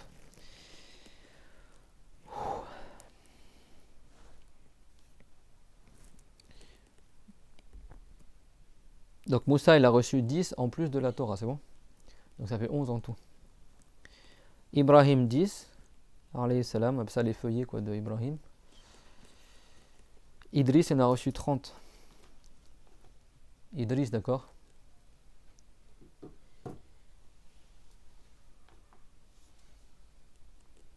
Alayhi salam. Khnour, ça s'appelle? Et Shith, il en a reçu 50. C'est bon? Donc je répète. Mohammed 1, donc ça fait 1. Arissa 2, c'est bon? 1 aussi, donc ça fait 2 plutôt. Après, donc là on a 2 livres, c'est bon? Moussa 11, donc on est à 13, c'est bon? Daoud 1, donc ça Zabour, ça fait 14 en tout, 14 livres. Donc là on a 14. Après 10 sur Ibrahim, ça fait 24, c'est bon? 30 sur Idriss, 54. 50 sur Shith, 104. Ouais. Et ça, c'est rapporté dans le hadith, c'est bon? Donc, selon un avis, le prophète qui a reçu un livre révélé, on dit que c'est un prophète messager, c'est bon? Donc, selon cet avis-là, Daoud, c'est un prophète messager. Parce que Daoud, il n'a pas reçu une nouvelle loi, mais il a reçu un nouveau livre. Le livre de Daoud, alayhi salam, c'était un livre où il y avait des sagesses dedans, des exhortations, mais il n'y avait pas de nouvelles lois. Le prophète Daoud, comme tous les prophètes des Banu Israël, tous, ils ont appliqué la loi de Moussa. C'est clair? La loi de la Torah. Donc Daoud, alayhi salam, pour la religion, il appliquait la Torah, mais après, il y avait dans son livre à lui des sagesses, des exhortations en plus, c'est bon? Le seul qui n'a pas appliqué la Torah après quand il est devenu le prophète, c'est le prophète Arissa. Arissa, quand il était petit, il appliquait la Torah, et après, quand il est devenu un prophète, il a reçu l'évangile et ça a remplacé la Torah, c'est bon? Mais quand tu dis Sulaiman, Hizkil, Ézéchiel, Shamouil, Samuel, tu sais qu'il y a beaucoup, j'en parlais avec un frère avant le cours, il y a beaucoup de noms connus français et qui sont des noms de musulmans à la base. Hein. Samuel, c'est le prophète Shamouil. Benjamin, Benjamin, c'est le nom d'un prophète. Certains ont dit que c'était un saint et pas un prophète. Georges, c'est le nom d'un saint à l'époque de Jésus, Jurayj. Et il n'y a pas longtemps, subhanallah, j'ai appris, c'est qu'il y a un des apôtres du prophète Jésus, Isa, qui a accepté de recevoir l'apparence du visage de Isa et d'être tué à la place du prophète Jésus et il sera avec lui au paradis. C'était le plus jeune parmi ses apôtres, tout ça. Et en fait, il s'appelait, vous savez comment il s'appelait? Suyuti, il dit qu'il s'appelait Sirjis. Serge.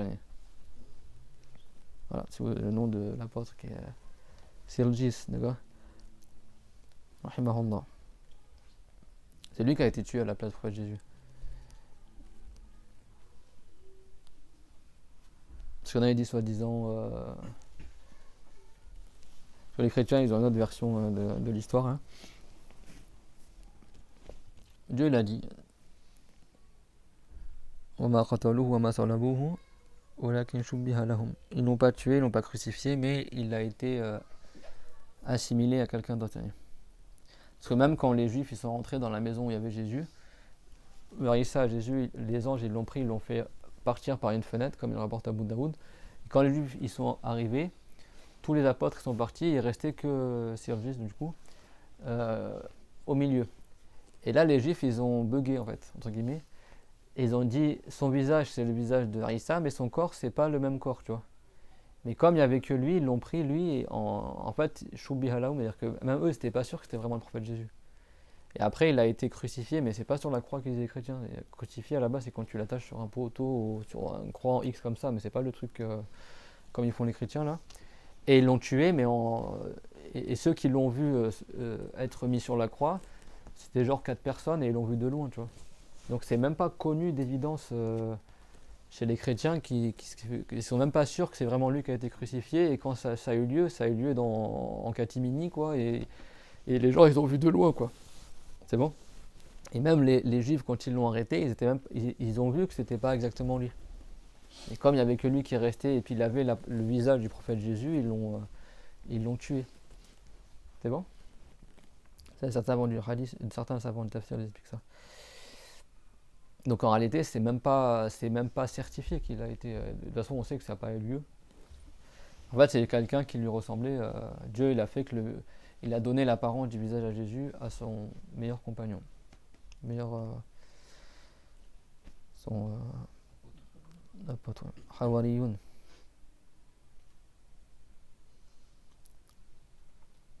Qui sont aussi dans le Coran aussi.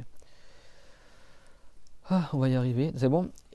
Et selon un avis, le prophète messager, c'est celui qui a reçu une nouvelle loi. C'est-à-dire que ce n'est pas une condition qu'il ait reçu un livre révélé, mais il a reçu une nouvelle loi. Le prophète Haroun, alayhi salam, c'était un prophète messager, le grand frère de Moussa. C'était son grand frère. Il est né un an avant Moussa, alayhi salam. Son grand frère, Haroun, c'est bon. Haroun, c'était un prophète messager. Mais Moussa, il a reçu la Torah. Haroun, il n'a pas reçu le livre révélé.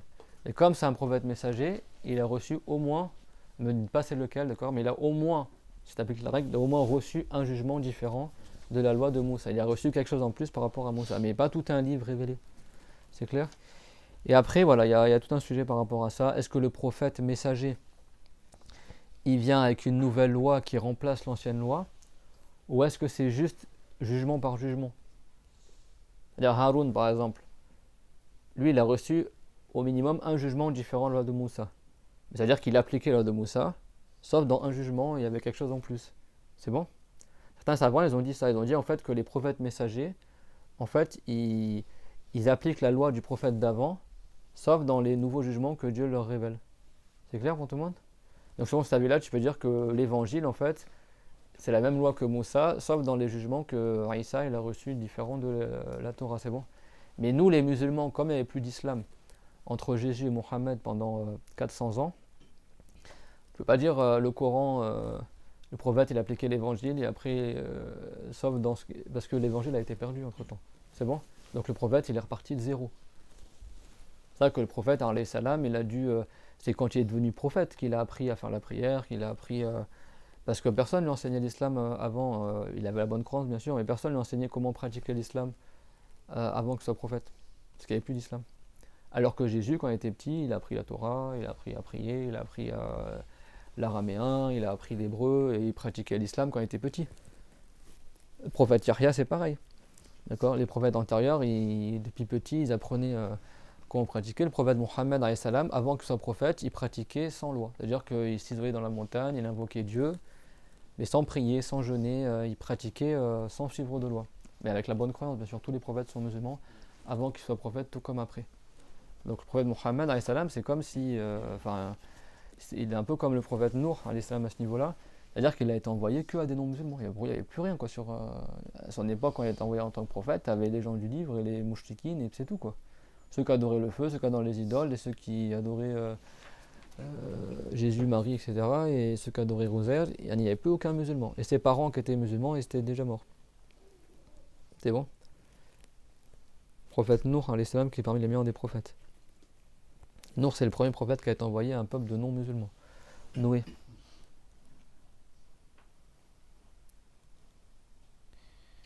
On est Benjamin, Michael, Georges, du coup Serge aussi, si c'est ça son nom. Daniel aussi, c'est le nom d'un prophète. Si tu cherches un prénom pour tes enfants qui fait français, tu peux l'appeler Daniel, tu peux l'appeler Élisée aussi, c'est le nom d'un prophète, Eliasar. Samuel, Benjamin, c'est des noms qui sont courants et c'est des noms à la base de musulmans. Michael, Gabriel.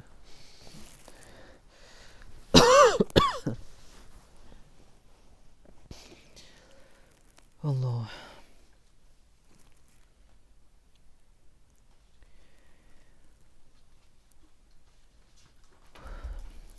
ويتبع ذلك اعتقاد أنه ولد مكة وبعث بها وهاجر إلى المدينة ودفن فيها.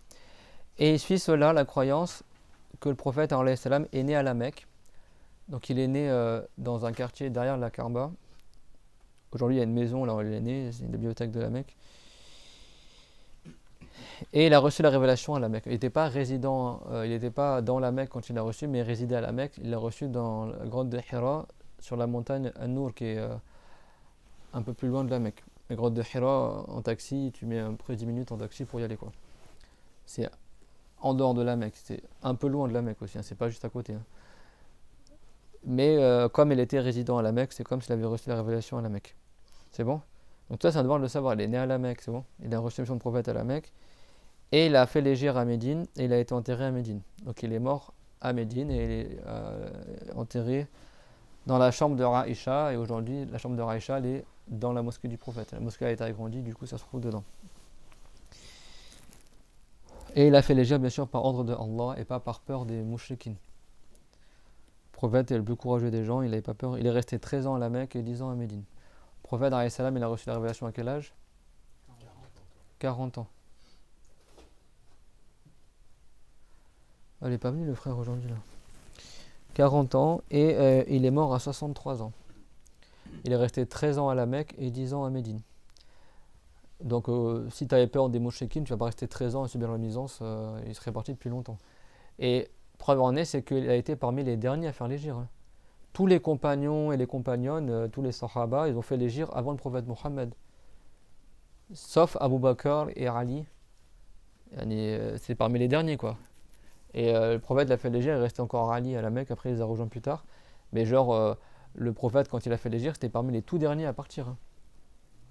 C'est clair? Parce qu'il attendait l'ordre de Allah pour partir.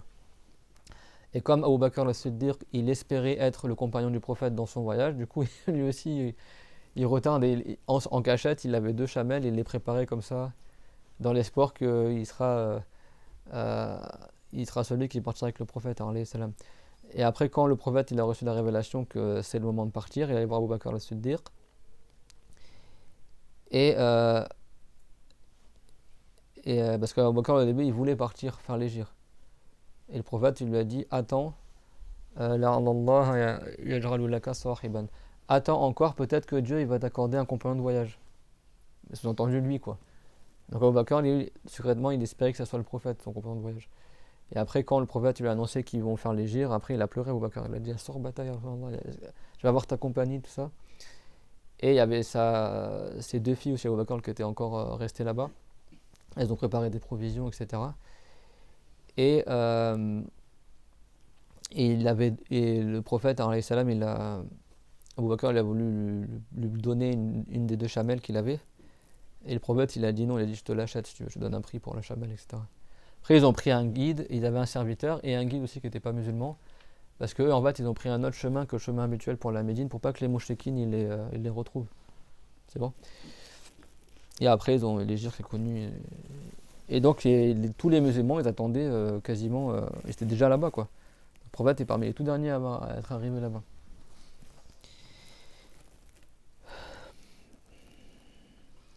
Et celui qui a prévenu les musulmans que le prophète il arrivait, c'était un juif qui s'appelle Ibn Suriya. Parce qu'à Médine il y avait beaucoup de juifs à l'époque. Et c'est lui, en fait les musulmans ils attendaient le matin que le prophète il arrive et quand il faisait très chaud, après ils retournaient dans leur maison parce qu'il était très très chaud. Et donc ils ont vu que le prophète n'arrivait pas, ils ont commencé à repartir. Et là tu avais Ibn Suriya qui était ce juif-là, il l'a vu de loin, il a dit celui que vous attendez, il est en train d'arriver. Et du coup ils sont revenus les compagnons, ils ont mis leurs armes pour nourrir le prophète, etc. Et ils sont mis à chanter Talal al-Badr alayna, la pleine lune a se lever, etc. Mais beaucoup de musulmans ils connaissaient pas le prophète Mohammed alayhi salam, parce qu'il y en a plein ils sont rentrés en islam à Médine sans le prophète. Donc quand le prophète il est arrivé, Abu Bakr qui est plus jeune que le prophète Mohammed alayhi salam, mais il avait plus de cheveux blancs que le prophète Mohammed. Le prophète Mohammed quand il a fait l'hégire à Médine avait 53 ans. C'est bon. Mais le prophète alayhi salam il n'a jamais eu, il avait moins de poils blancs que moi, et dans sa barbe et ses cheveux, il y avait moins de 20 cheveux blancs. Il était vraiment, physiquement, il faisait jeune, quoi. Et Abu Bakr, physiquement, malgré qu'il était plus jeune, il faisait plus âgé que le prophète parce qu'il avait plus de. Donc, quand ils sont arrivés à Médine, les gens ils croyaient que Abu Bakr était plus âgé que le prophète Mohammed. Et du coup, les gens ils savaient pas lequel des deux est le prophète. Parce qu'ils sont assis sous un palmier. Et du coup, les gens de Médine qui n'avaient jamais vu le prophète Mohammed, ils sont arrivés, mais du coup, ils ne savaient pas est-ce que c'est lui le prophète ou lui. Je crois que le soleil, il a tourné, quoi, comme le cours de la prière. Du coup, l'ombre, elle s'est déplacée, et du coup, le soleil, après, il s'est mis à taper sur le prophète. Et là, Abu Bakr, il s'est levé, et avec son châle, il a fait de l'ombre pour le prophète. Et là, ils ont dit, ah, donc c'est lui le prophète. Il a dit, le prophète, là, c'est son serviteur. Et du coup, après, ils sont passés le salam au prophète. Mais beaucoup, ils n'avaient pas connu le prophète aussi, surtout à Médine. Ça, c'est l'hégire honoré qu'on appelle l'hijra, l'émigration de la Mecque à Médine. Et après, il est resté combien de temps à Médine alors on a dit 10 ans. Et après, il est décédé à Médine, d'accord. À Khaybar, une femme juive qui s'appelait Zainab, elle lui a fait à manger du mouton. Et comme le prophète aimait la pâte de mouton, elle a mis du poison dedans. En fait, pour tester est-ce que vraiment c'est le prophète ou pas. Elle a dit, si c'est vraiment l'envoyé de Dieu, ça va pas, il va pas mourir. Et si c'est un charlatan, et Dieu il va nous libérer de cette personne-là, il va le faire mourir. Et le prophète, il en a mangé. Et une fois il a même pas encore avalé, il a juste mis dans sa bouche. Et quand il a mis dans sa bouche, Dieu l'a fait parler la pâte du mouton. Et il a fait parler le mouton, et le mouton qui était cuit, tout ça, il a dit, ne me mange pas car je suis empoisonné. Et en fait, le prophète était avec des compagnons, il a dit arrêtez de manger, le mouton vient de m'informer qu'il est empoisonné. Et en fait, un des compagnons l'avait déjà mangé, il est mort dans l'heure, quoi. C'était un poison qui tuait, ce qu'on appelle Soumsara, un poison qui tue dans l'heure. Et le prophète, il n'est pas mort directement. Pendant 3 ans, le poison est circulé dans son corps, et c'est au bout de 3 ans qu'il est mort de ce poison-là. Donc il est mort martyr, et c'était un miracle parce que c'est un poison qui tuait sur le champ, et le prophète, il est mort que 3 ans après. Et de temps en temps, il ressentait de la douleur, tout ça. Et quand le poison il arrivait jusqu'à son cœur et qu'il a franchi la horte, il est mort. Et cette femme-là, elle est rentrée en islam après. Parce qu'elle a vu que le prophète Mohammed n'est pas mort de son poison. Du coup, elle se convertit à l'islam.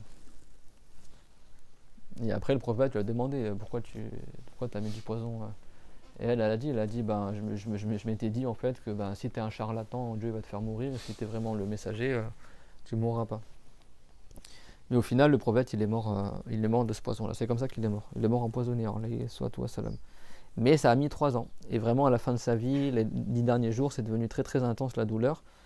Et après, il était dans les bras de Raïcha, et il a dit, je sens que le poison de Khaybar, il atteint mon cœur. Et quand il a atteint son cœur, il est mort. Soit wa salam. Et donc, il est mort martyr. Et donc, ça a encore plus élevé le degré du prophète. Parce que si quelqu'un est mort martyr, tué injustement, à la base, tous ses péchés sont pardonnés. Donc, le prophète, à la base, ses péchés sont pardonnés. Quand bien même il aurait fait des péchés, c'était pardonné. Donc, pour les prophètes, c'est une élévation en degré. Donc, il y a beaucoup de prophètes qui sont morts martyrs. Comme le prophète Yahya, ils ont coupé la tête. Le prophète Zakaria, ils l'ont scié en deux. Et d'autres prophètes, non. D'accord, c'est pas mort martyr. Et donc, ça a été à la fois un miracle et à la fois un degré de martyr.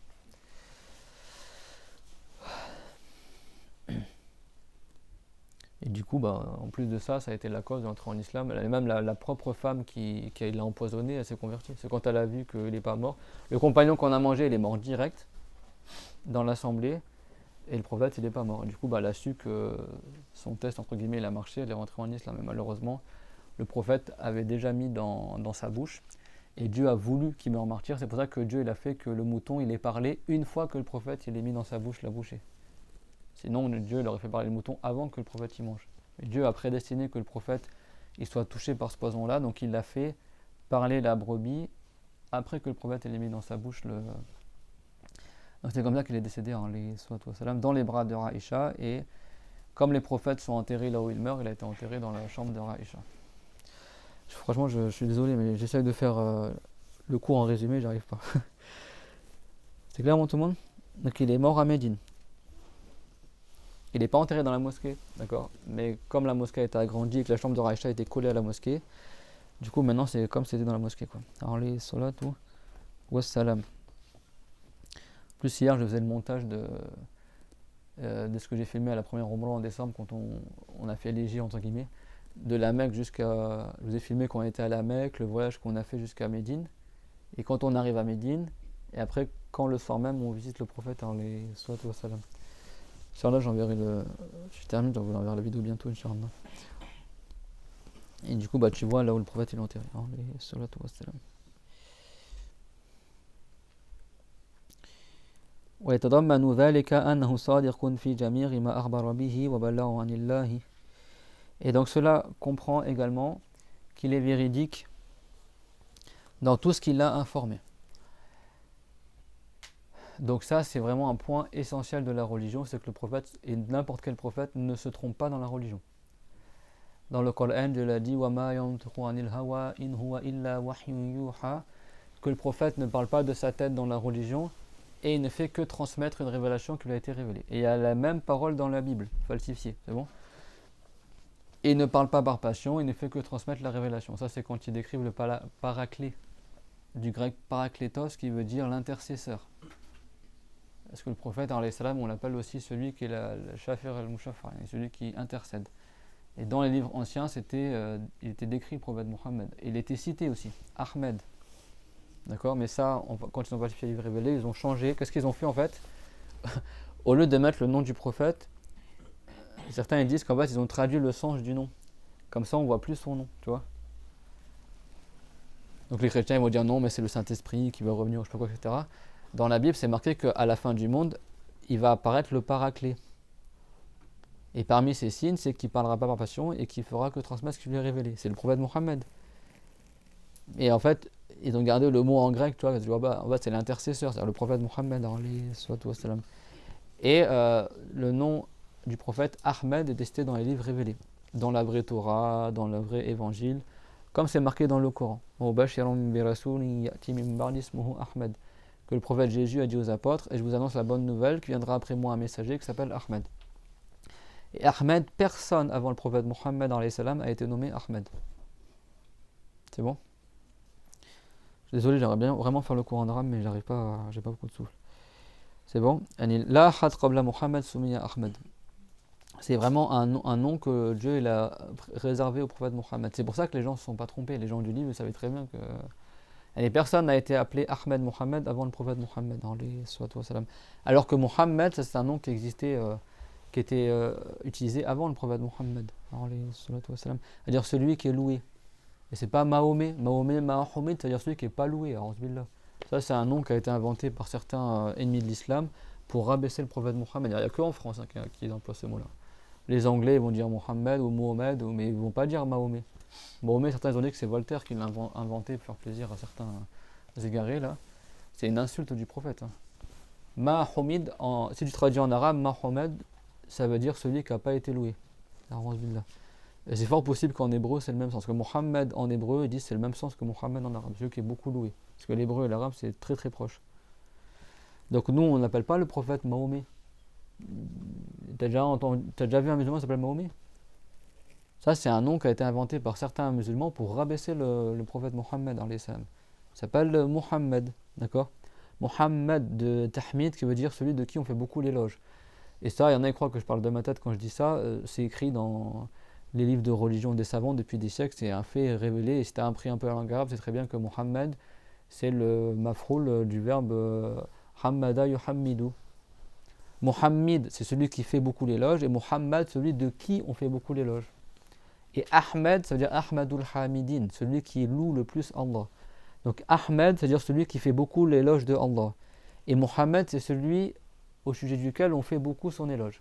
Et c'est le grand-père du prophète, qui s'appelait Abdul Muttalib, qui avait espoir que son petit-fils soit quelqu'un qui soit digne d'éloge, qu'il l'a nommé ainsi, dans l'espoir qu'il soit quelqu'un qui soit beaucoup loué. Alors que lui, il ne savait pas que ça allait être un prophète. Et du coup, comme on dit à l'Islam al-Musamma, cet enfant-là béni a été à la hauteur de son prénom. Il a été beaucoup loué. Mais il y a eu plusieurs Arabes qui ont été nommés Mohammed avant le prophète Mohammed, parce que dans les livres anciens, c'était rapporté que le prophète de la fin des temps allait s'appeler Mohammed. Donc il y a beaucoup de juifs arabes ou d'autres arabes qui avaient eu vent de cela, et par espoir que leur fils devienne le prophète de la fin des temps, ils ont nommé leur enfant Mohammed. Tu as eu 7 ou 70 personnes avant le prophète Mohammed qui ont été nommées Mohammed. Mais il y en a, ils pensaient qu'il allait être des Banu Israël comme les prophètes antérieurs. Ils ne pensaient pas qu'il allait être arabe. C'est pour ça qu'il y a beaucoup de juifs à Médine à l'époque. Parce que comme dans les livres des juifs, c'était rapporté que le prophète de la fin des temps serait à Yathrib, à Médine, et bien beaucoup de juifs ils ont déménagé pour vivre à Médine, dans l'espoir que leur enfant sera ce prophète-là. Et quand le prophète il est apparu à la Mecque, ils ont été dégoûtés, et du coup ils ont été jaloux, ils n'ont pas voulu le suivre. Après le prophète, effectivement, il est allé à Médine après, mais il n'est pas apparu directement à Médine. Et eux, ils pensaient qu'il allait apparaître à Médine. Médine, elle s'appelait Yathrib avant cette ville-là. Et après, elle a été nommée Al-Madina quand le prophète il est arrivé là-bas. La ville de l'obéissance à Allah, c'est-à-dire là-bas, Al-Madina. Donc tous les prophètes sont véridiques. Aucun prophète se trompe dans la religion et ne parle pas de leur tête, mais il faut encore retransmettre une parole qui leur a été révélée. Et on comprend de cela qu'en islam, on croit au Coran et on croit au hadith, parce que le hadith c'est la parole du prophète. Hadith confirmé. Et donc tout ce qu'il a informé de la part de Allah, c'est vrai, donc c'est un devoir d'y croire. Si quelqu'un il sait que le prophète a informé de ça, et malgré ça il doute ou il n'y croit pas, il n'est pas musulman. Parce que si tu doutes de la parole du... Tu sais que toi pour ta croyance c'est que le prophète l'a dit ça, et malgré ça, tu doutes, tu n'étais pas d'accord avec ce que le prophète l'a dit, ça veut dire que tu ne crois pas au prophète Mohammed. C'est-à-dire que pour toi c'est un menteur. Donc le musulman il croit en Dieu, donc il croit en la parole de Dieu, il croit que le Coran c'est la vérité, et il croit au prophète, donc il croit aussi à la parole du prophète, donc il croit au hadith. Bien sûr, on parle des hadiths confirmés et on parle du Coran, de la vraie révélation et la vraie explication, pas l'explication erronée, pas la falsification du Coran. Donc, parmi les choses qu'il a transmises de la part de Allah Azza wa Jal, فَمِنْ ذَلِكَ عَذَابُ الْقَبْرِ وَنَعِيمُهُ وَسُؤَالُ الْمَلَكَيْنِ مُنْكَرٍ وَنَكِيرٍ وَالْبَعْثُ وَالْحَشْرُ وَالْقِيَامَةُ وَالْحِسَابُ وَالثَّوَابُ وَالْعَذَابُ وَالْمِيزَانُ وَالنَّارُ وَالصِّرَاطُ وَالْحَوْضُ وَالشَّفَاعَةُ وَالْجَنَّةُ وَالرُّؤْيَةُ لِلَّهِ تَعَالَى بِالْعَيْنِ في الآخرة بلا كيف ولا مكان ولا كما يرى المخلوق ولا جهة لا كما يرى المخلوق والخلود فيهما والإيمان بملائكة الله ورسله وكتبه وبالقدر خيره وشره وأنه صلى الله عليه وسلم خاتم النبيين وسيد ولد آدم أجمعين.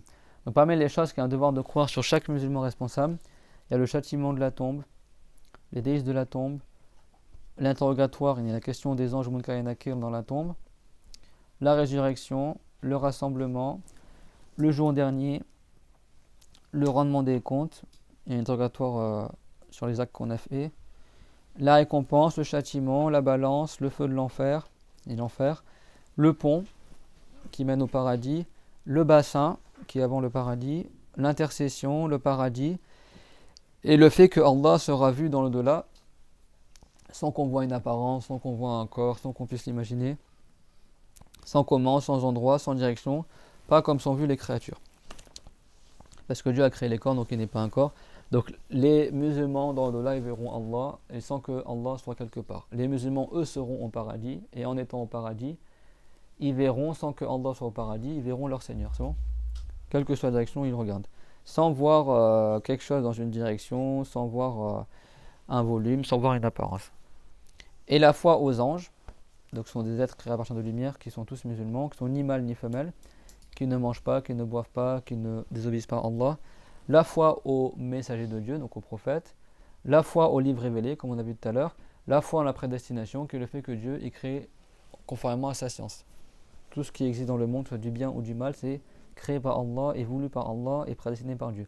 La prédestination du bien et du mal, comme il l'a dit Jibril alayhi salam dans le hadith connu de Muslim, quand il lui a dit Fa'arbirni anil iman, informe-moi de qu'est-ce que la foi, et le prophète alayhi salam il a dit al iman wa tu'mina billahi wa malaikatihi wa kutubihi wa rusulihi wal yawmil akhir wa bil qadri wa tu'mina bil qadri khayrihi wa sharrihi, et que tu crois en la foi,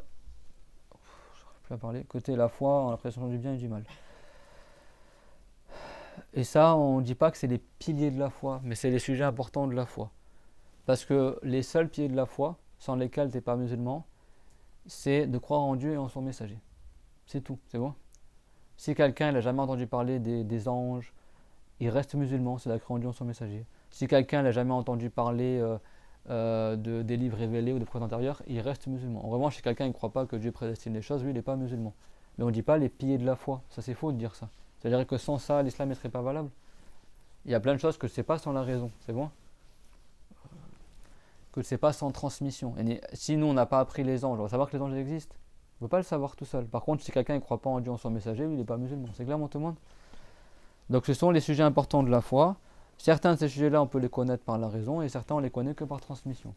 Donc si c'est des choses par transmission qu'on ne peut pas connaître tout seul, si on n'a pas appris, ben ces choses-là, quelqu'un, s'il ne les connaît pas, il reste musulman. C'est bon? Comme le jour dernier, comme le paradis, comme l'enfer, comme les anges. Ça, c'est des choses, si tu n'as pas appris, tu ne vas pas le savoir que ça existe. C'est bon? Mais en revanche, de croire en Dieu, en son messager, que le Muhammad est le prophète de Dieu ou que Dieu est, ça, c'est nécessaire pour que la personne soit musulmane. C'est clair? Mais après, si tu es musulman, c'est un devoir de croire aussi aux anges, etc. Ça, il faut compléter la foi par cela. C'est un devoir de le savoir. Si quelqu'un ne savait pas que les anges ça existe, il est grand pécheur. Il doit apprendre. C'est bon? Mais ce n'est pas une condition obligatoire pour qu'il soit musulman. La condition pour être musulman, c'est de croire en Dieu, en son messager. Mais si quelqu'un n'a pas appris qu'il y a la balance, qu'il y a les anges, etc., bah lui, il faut qu'il apprenne ces sujets-là. C'est bon? Et quand on dit croire en Dieu, ça implique que tu crois que tout est prédestiné par Allah, parce que la prédestination, c'est un attribut de Dieu aussi. C'est bon? Donc c'est compris dans la croyance en Dieu. C'est clair, tout le monde? Et de croire que les gens seront éternels au paradis et en enfer. Et que le prophète Mohammed est le dernier des prophètes et le maître des fils de Adam. Et donc tous ces sujets-là, Inch'Allah, on le verra au cours prochain. On expliquera chacun d'entre eux. C'est clair? Mais ça, c'est un devoir d'y croire. Des questions, ce qu'on a vu? وآخر دعوانا الحمد لله رب العالمين وصلى الله على محمد وعلى آله وصحبه وسلم. ربنا آتنا في الدنيا حسنة وفي الآخرة حسنة وقنا عذاب النار. ربنا لا تزغ قلوبنا بعد إذ هديتنا وهب لنا من لدنك رحمة إنك أنت الوهاب. Et je répète, ce cours-là, je ferai du temps, mais bon, ce cours-là, c'est un cours ultra, giga, méga résumé, c'est bon? Et là, on voit juste vite fait, rapidement, ce qu'est un devoir sur le musulman d'apprendre. Après, il y a plus que ça à apprendre. C'est pas, tu suffis juste de ça et après, de ta tête, tu déduis des choses qu'on n'a pas dites. Vraiment, le cours, il est entre guillemets châtié, quoi. C'est vraiment, je vous charcute le commentaire, quoi. Et encore là, j'ai beaucoup expliqué. Mais c'est vraiment une première couche pour savoir un peu globalement qu'est-ce qu'il faut savoir. Mais après, chaque point qu'on a expliqué, tu peux faire des heures de cours dessus. Hein. C'est clair, mais au moins, voilà, vous savez. Dans au-delà, il y aura la balance, il y aura le bassin, c'est une eau qu'on boit avant d'entrer au paradis. Il y aura le pont, ce qui passe au-dessus de l'enfer, il faut le traverser pour aller au paradis. Tu auras l'intercession, c'est le fait qu'il y a des musulmans, ils vont demander que le prophète intercède pour eux au jour dernier, pour que ça sauve du châtiment de l'enfer, et chaque prophète intercédera pour les musulmans de sa communauté. Quand tu es dans la tombe, il y a 2 anges qui viennent t'interroger, c'est quoi ta religion, c'est qui ton prophète, c'est qui ton Seigneur, c'est quoi ta religion, c'est qui ton prophète. Le musulman répondra la bonne réponse, celui qui n'est pas musulman, il ne saura pas quoi répondre.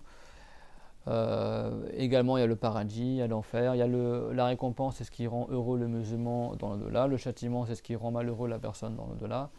Il y a plusieurs types de récompenses et plusieurs types de châtiments. La balance, c'est une grande balance sur laquelle les actes des gens seront pesés au jour dernier, le bien et le mal.